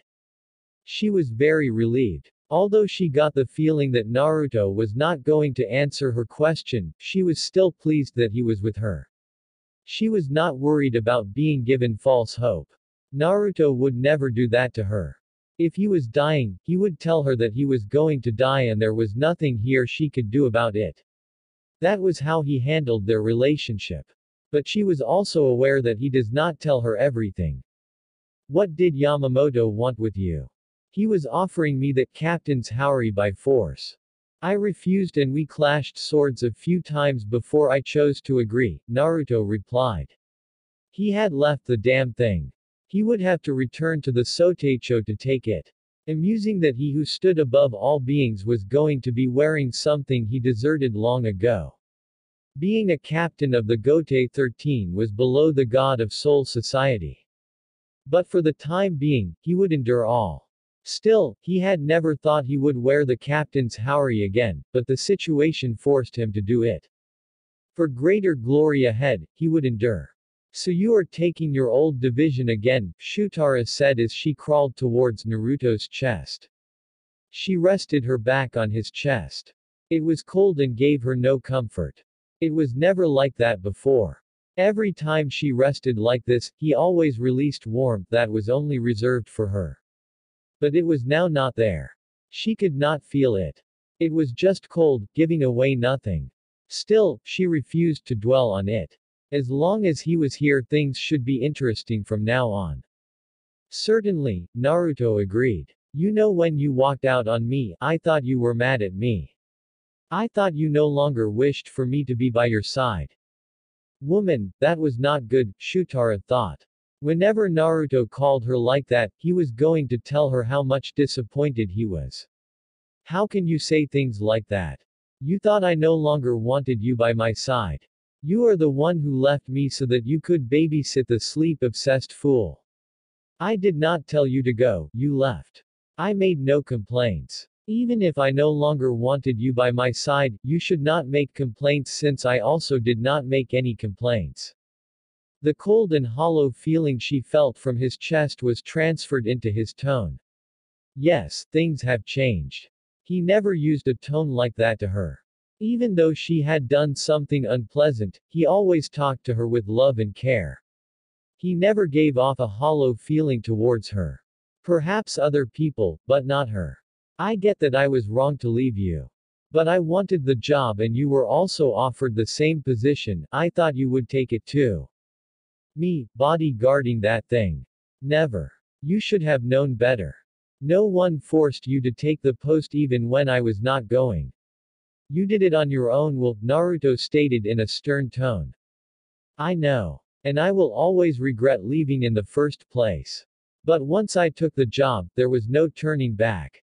I had sworn with my life that I would protect the Soul King until my body could no longer allow me to, she spoke with determination in her last part. Despite all, she could take back her words after she had sworn to protect the royal family. She could not go against that despite her feelings. For the only woman who was rumored to be the only one I cared for, you don't act as one. Perhaps I was too kind to you, Naruto said. Too kind. She feared what he would do if he was no longer going to be too kind to her. She had seen how he treated other people. She did not want to fall victim to that. Yes, had it not been it, you would have never left my side to join him, Naruto stated. Shutara knew this was one conversation she was not going to win. She had a fair victory sometimes, but when it came to things like this, Naruto always won. Perhaps it was because she sometimes strayed away from him. But he was always there for her. But even so, now she believed it, things were different. Naruto was not the same as he was back then, perhaps towards her only. I am sore, Naruto cut her off. Shutara, if you ever do something like that again, I will kill you. I love and care for you, but should you decide to betray me, I will kill you. Really? She dared him. He had never been able to lay a finger on her even when she left him to join the Soul King. The very being he despised with all his being. All the time she has known him, he has never spoken anything good about the Soul King. His dislike of the Spirit King was somewhat legendary. He never hid the fact to anyone, not even Central 46. At the beginning of their relationship, she got used to Naruto's cold ways. And at those days, she was still young and quite a playful woman. She was not used to a cold person waking up next to her. At the begging he offered her little comfort.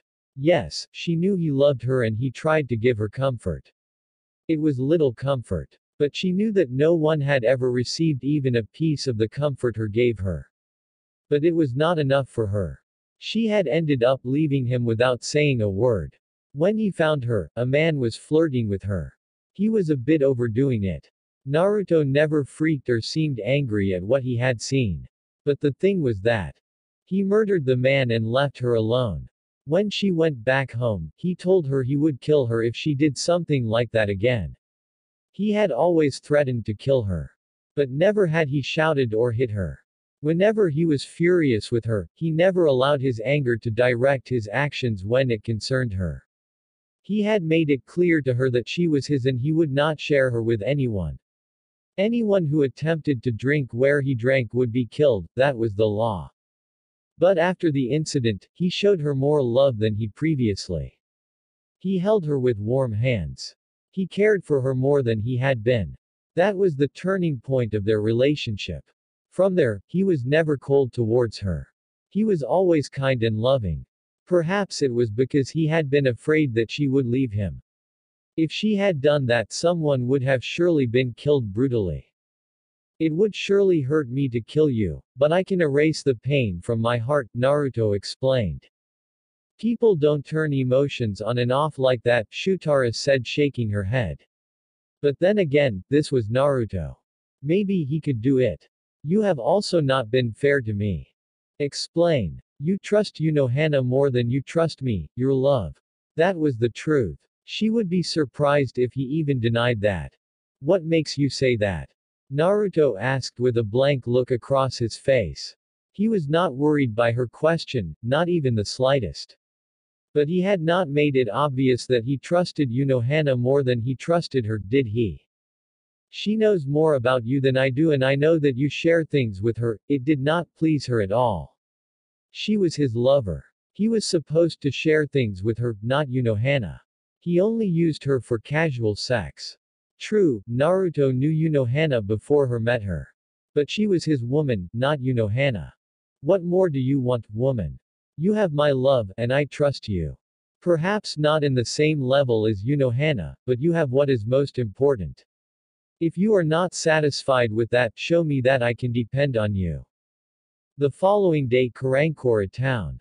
A garganta opened within the skies of the town as Naruto came out of it.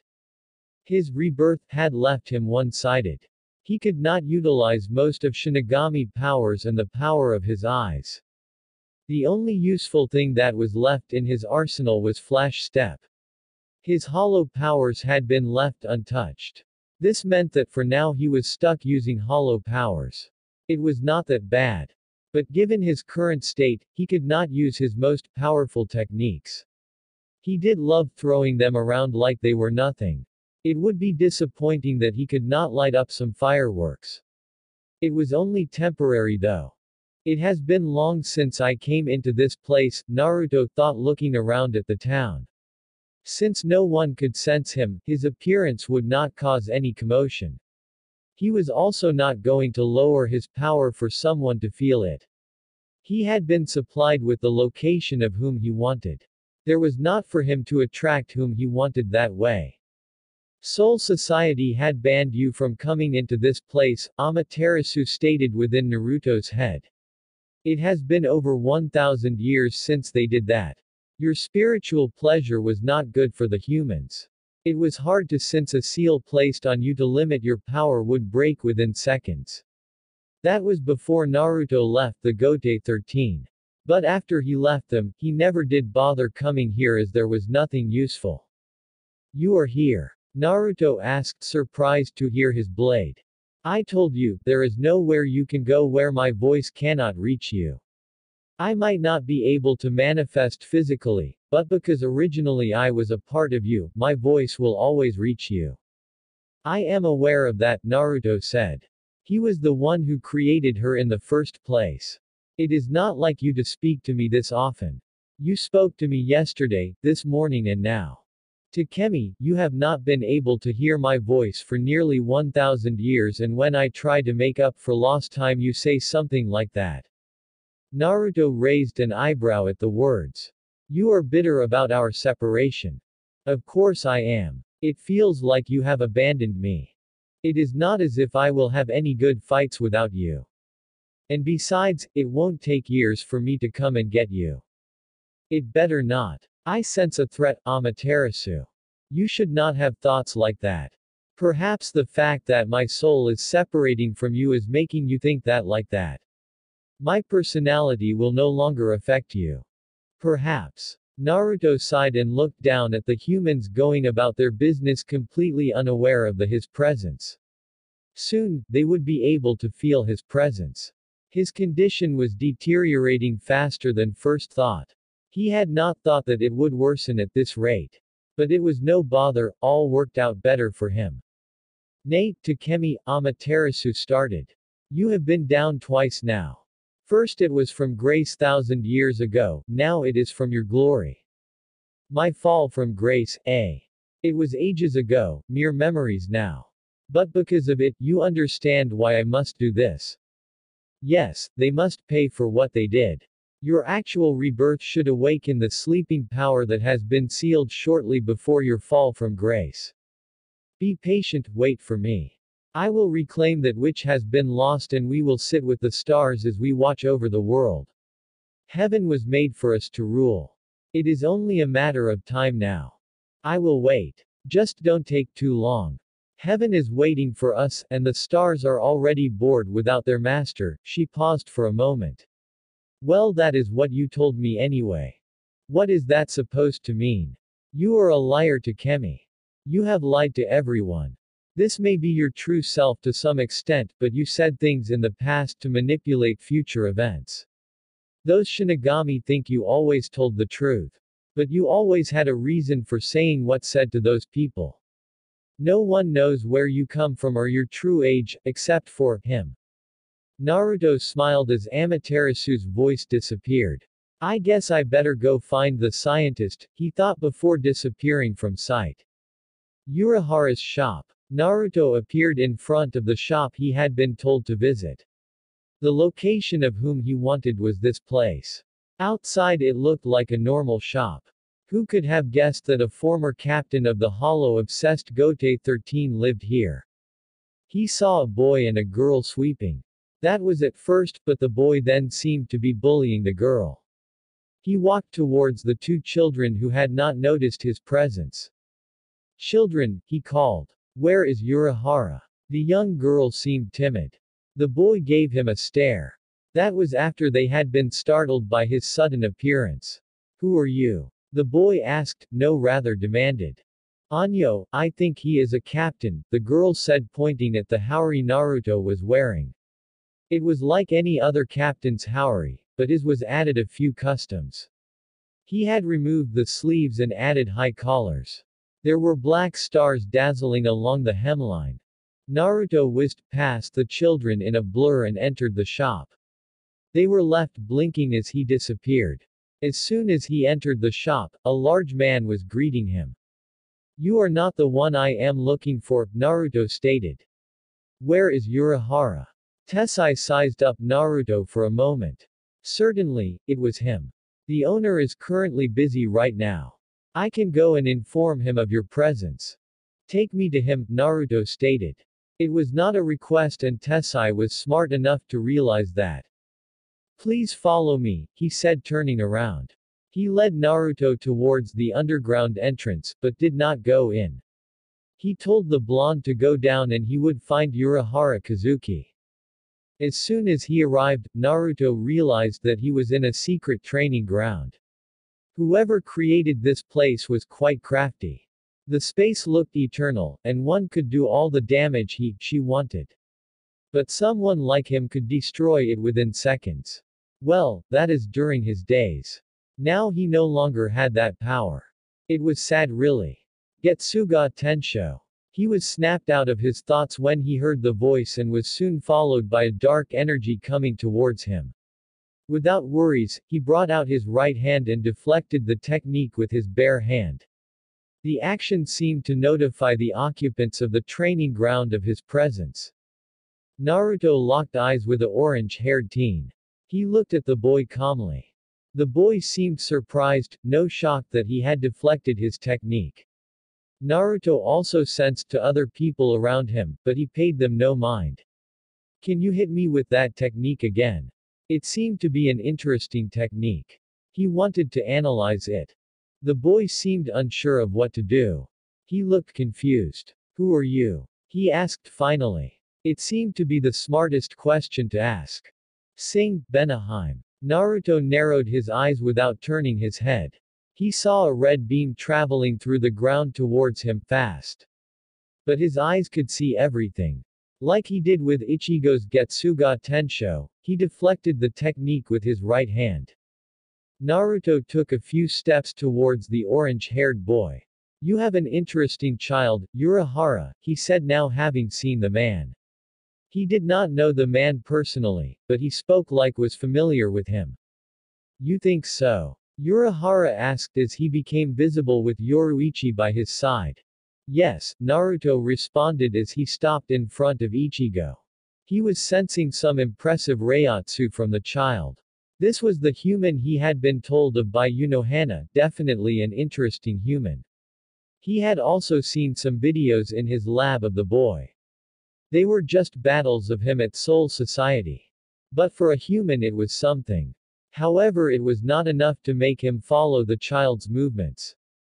"Attack me," Naruto stated, looking straight at Ichigo. He wanted to see what the child could do. Taking things from what he had been told was not good enough for him. But testing it himself was good. "Huh. Just do it, Ichigo." Yoruichi yelled. "It will be a good test for you." She was interested in how Ichigo would do against a man like Naruto. "Okay," Ichigo said, still looking unsure of himself. Without another thought, he rushed towards Naruto in an impressive show of speed. He appeared behind Naruto and swung his sword across his back. Naruto did not turn around, he simply disappeared, leaving an after-image. He appeared behind Ichigo while the teen was still moving in momentum of his swing. He placed his palm on Ichigo's back and pushed him forward. The teen stumbled forward but got his balance quickly and turned around to take a swipe at Naruto. The blade sped towards Naruto's head. The blonde simply raised his right hand and caught Ichigo's blade, surprising the teen. Fear, Naruto stated looking straight at Ichigo. You are not afraid of me, but of something. With that look on your eyes you cannot cut me, child, or anyone. The sharpness of your blade is reflected by what you feel inside. When controlled by fear your blade becomes dull. He flicked Ichigo's blade out of his hand and turned towards Urahara and Yoruichi. He left the teen standing as he was. He was quite disappointed with the child. Despite having impressive Reiatsu, the fear nullified all that. His power was nothing when fear dominated his mind. His Zanpakuto would reflected nothing but fear. You have quite a lovely place, Naruto commented as he made his way towards the former captains. He did not wait for Urahara to comment. I have come to speak with you. Yoruichi and Urahara looked between them before the former nodded. I will take Ichigo to the other side to continue with his training, she said. Naruto looked at the woman. Ichigo was quite impressive for a human.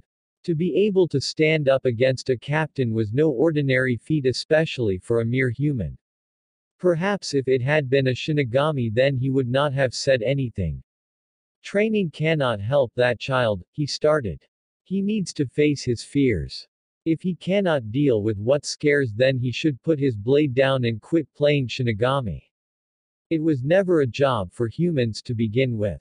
Naruto noticed that when he spoke about facing fears, both the former captains cringed. There was definitely more to it. Your reaction is quite intriguing, he stated. Perhaps if it was another time I would have been interested in finding out what the child fears. Neither Yoruichi nor Urahara had thought he would have noticed. He was highly observant, they would give him that. Urahara had been captain for some time, he was not easy to read. But here Naruto was, a single look and he had already found some interesting information.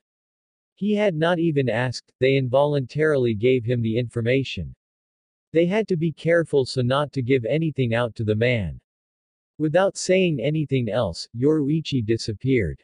I thought you had refused the position, Urahara stated seeing the custom Haori Naruto wore. He had never seen anyone adding a few things to it. But then again, this was Uchiha Naruto. Zaraki had only cut off its sleeves, but it was nothing like what Naruto had done. Yamamoto played a good card, Naruto responded vaguely. Urahara nodded and said nothing more. By the answer and look on the blonde's face, he knew he was not going to be told what sort of card Yamamoto had played. He could only imagine it had to do with fighting. He could not think of any possible way for the Soteicho to force Naruto into something he did not want to do. I had thought that I would be the one to come before you first, the former 12th Division captain stated looking at Naruto calmly. Certainly, he had thought that he would be the one to visit the blonde because of his need for answers. Naruto raised a curious eyebrow. You have spent time with Shunsui and Jishiro, they told you of some things about me that left you with many questions, he had yet to even speak with those two. He should make some time to see his former friends. They were not as bad as Yamamoto was. Urahara nodded. The man was accurate. He did not think he would be like this. Anyone would have questions after hearing all about you, he stated with a small smile. Everyone always has questions, Naruto said slipping his hand inside his cloth. He retrieved a folded scroll and threw it at Urahara. I want you to decipher that scroll. Retsu tells me you are a genius of some sort. Urahara was certainly interested in what was in the scroll. He opened and saw words in an ancient language. He looked carefully at the words, and then realized it was some sort of a formula. He looked at Naruto again, this was ancient language, and he did not think such writing would exist. What is it? Like that it looks like a formula. What is written in there is a key. It is set like a puzzle that I cannot solve, it was the last 100th key to unlocking a seal that was placed within him. He had already deciphered 99 of them already. But the last one had proved nearly impossible to solve. He had tried all his wits to put it together into a key. As it was now, it was just pieces of the key. Without putting it together, it was useless. Being the last key, it held two functions. All of which were important. A key. Urahara asked with a thoughtful look on his face. He wondered what the key could unlock. How Naruto came into possession of such scroll with ancient language. He was sure even the Sotecho would have no luck in understanding the language. Naruto threw another scroll at Urahara. This second scroll has the seal in today's language. I made it so that you could understand what is written. But do not attempt to solve the puzzle using the second scroll. As you will notice, that second scroll only has word explanations. Can you read this language? Naruto nodded. What do I get for this? First, I don't even know what this key unlocks. Naruto smiled slightly. He snapped his fingers and a garganta opened. Urahara would surely try to figure out what the key unlocks. But he would not figure it. Kazuki of course raised a curious brow seeing Naruto open the portal. You said that you wanted answers. Solve that puzzle and I will give you answers. A little brain teaser is something that a scientist would miss. With that, the blonde stepped into the garganta and disappeared. Liar. A voice said within Naruto's head as he disappeared. It did not take long for Yoruichi and Ichigo to appear before Urahara. What did he want? Help, Urahara responded with a slight smile on his face. Although Naruto had not said anything, it was obvious that this key was a secret and the fact that he would be busy putting it together ought to be kept a secret. Ichigo looked frustrated. He had been asking Yoruichi who the man was, but she had not answered his question. She had told him to focus on his training. But he could tell that the man was a captain by the emblem on his haori. But still, he had not seen the man during his short stay at Soul Society. Will you tell me who he is already? Urahara looked at Ichigo with a look that seemed foreign. Ichigo, go upstairs and rest a little. Yoruichi and I will be there after we have discussed a few things. The only response Urahara got was a deep scowl and a visibly frustrated Ichigo walking away from him and his childhood friend. The former captain sighed and pocketed the scrolls he had been given. He looked back at Yoruichi. It was clear she was waiting for him to explain some things. Like I said, Yoruichi, he wanted me to help him with something. I will keep it to myself for now, the former captain stated. Yoruichi glared at him. How long have we known each other, Kazuki? The man sighed. Yoruichi, I will explain once I have the answers. For now, I don't have any answers. He just gave me a puzzle that I need to solve. Until I do that, I cannot explain what it is, he explained truthfully. Yoruichi nodded, getting the feeling that he was being honest with her. I was surprised that he could deflect your attack like that, she said, changing the subject. I was not surprised, Urahara stated. Still, he did notice that to do so, he used his stronger hand. Everything was done with his right hand. He also seemed not to be surprised by Ichigo's speed, even though the teen was in his Bankai state. Well, it was obvious that Ichigo was not going as fast as his Bankai could allow him to because of his fears. I guess that is to be expected, Yoruichi resigned tiredly. That was the second time I saw someone catch Ichigo's sword. First it was Aizen with a mere finger, now him. Both were not even trying. There are some strong beings that exist. The Sotecho is not the only one who installs fear into his opponents by his power. Yoruichi nodded. He is quite perceptive though, she stated. I cannot disagree with you on that one. So what were you able to get from him? She could count on her friend to have found something on the man. He did not give anything, Urahara responded. The man was just unreadable. Staring into his eyes did no good either. They were kind of hypnotic. But from what I have heard and seen, I think I have found something. I am not sure of it yet. What is it? When he was released, the technique he used was Sero. We know that he does not have his real Zanpakuto. He has not displayed any Shinigami powers as of yet. When he left now, instead using the same gate as any captain or Shinigami, he used a Garganta, a hollow technique, Urahara explained with a thoughtful look on his face.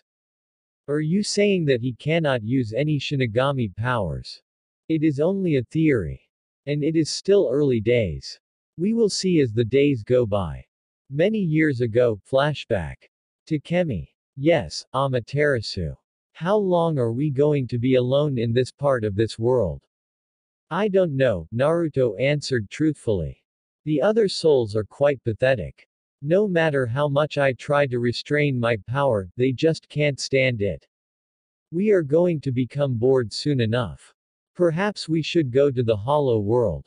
There should be some hollows there that would entertain us, Amaterasu suggested.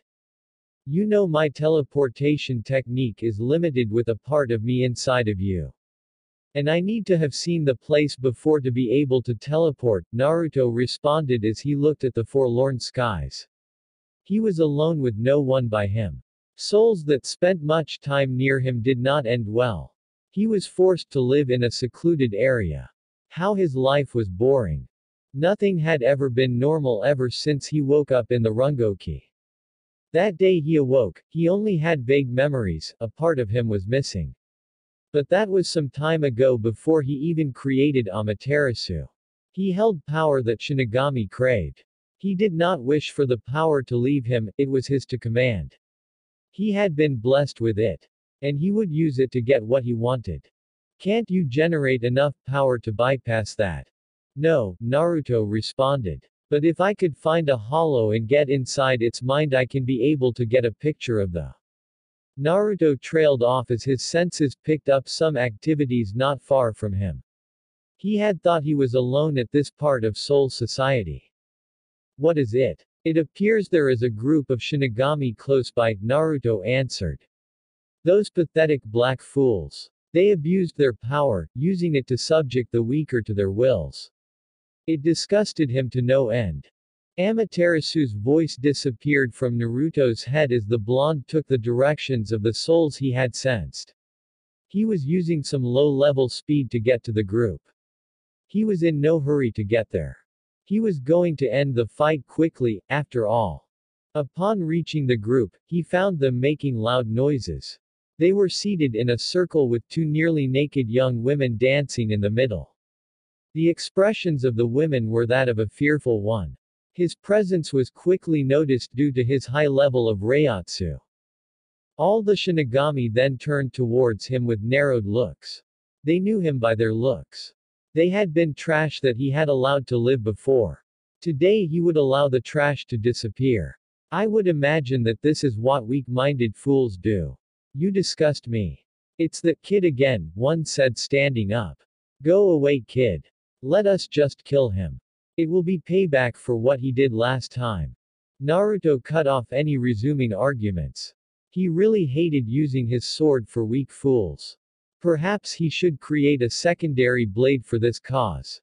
He released large amounts of Reiatsu that froze all the men. He disappeared in a burst of electrifying speed and appeared in the middle of the group. The women were already down due to the effects of his Reiatsu. He only looked at them while the Shinigami remained frozen under the pressure of his Reiatsu.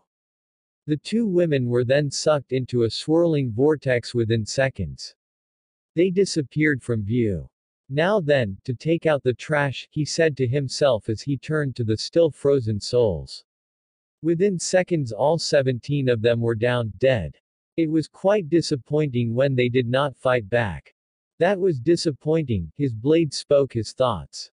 Yes, it was. Naruto held out his blade. Perhaps I should free those women, he thought. Where are you going to take them when you do that? Nowhere, they can find home on their own, Naruto responded with a shrug. Besides, I do know, again, he trailed off as his senses picked up something. A strong man, very strong, was coming towards him fast. He had not felt anyone this strong ever since he awoke. A few seconds later, someone appeared before him. He was still holding Amaterasu by his hand. He narrowed his eyes at the man with nothing one could read on his face. Inwardly, Naruto smiled. Finally, he thought.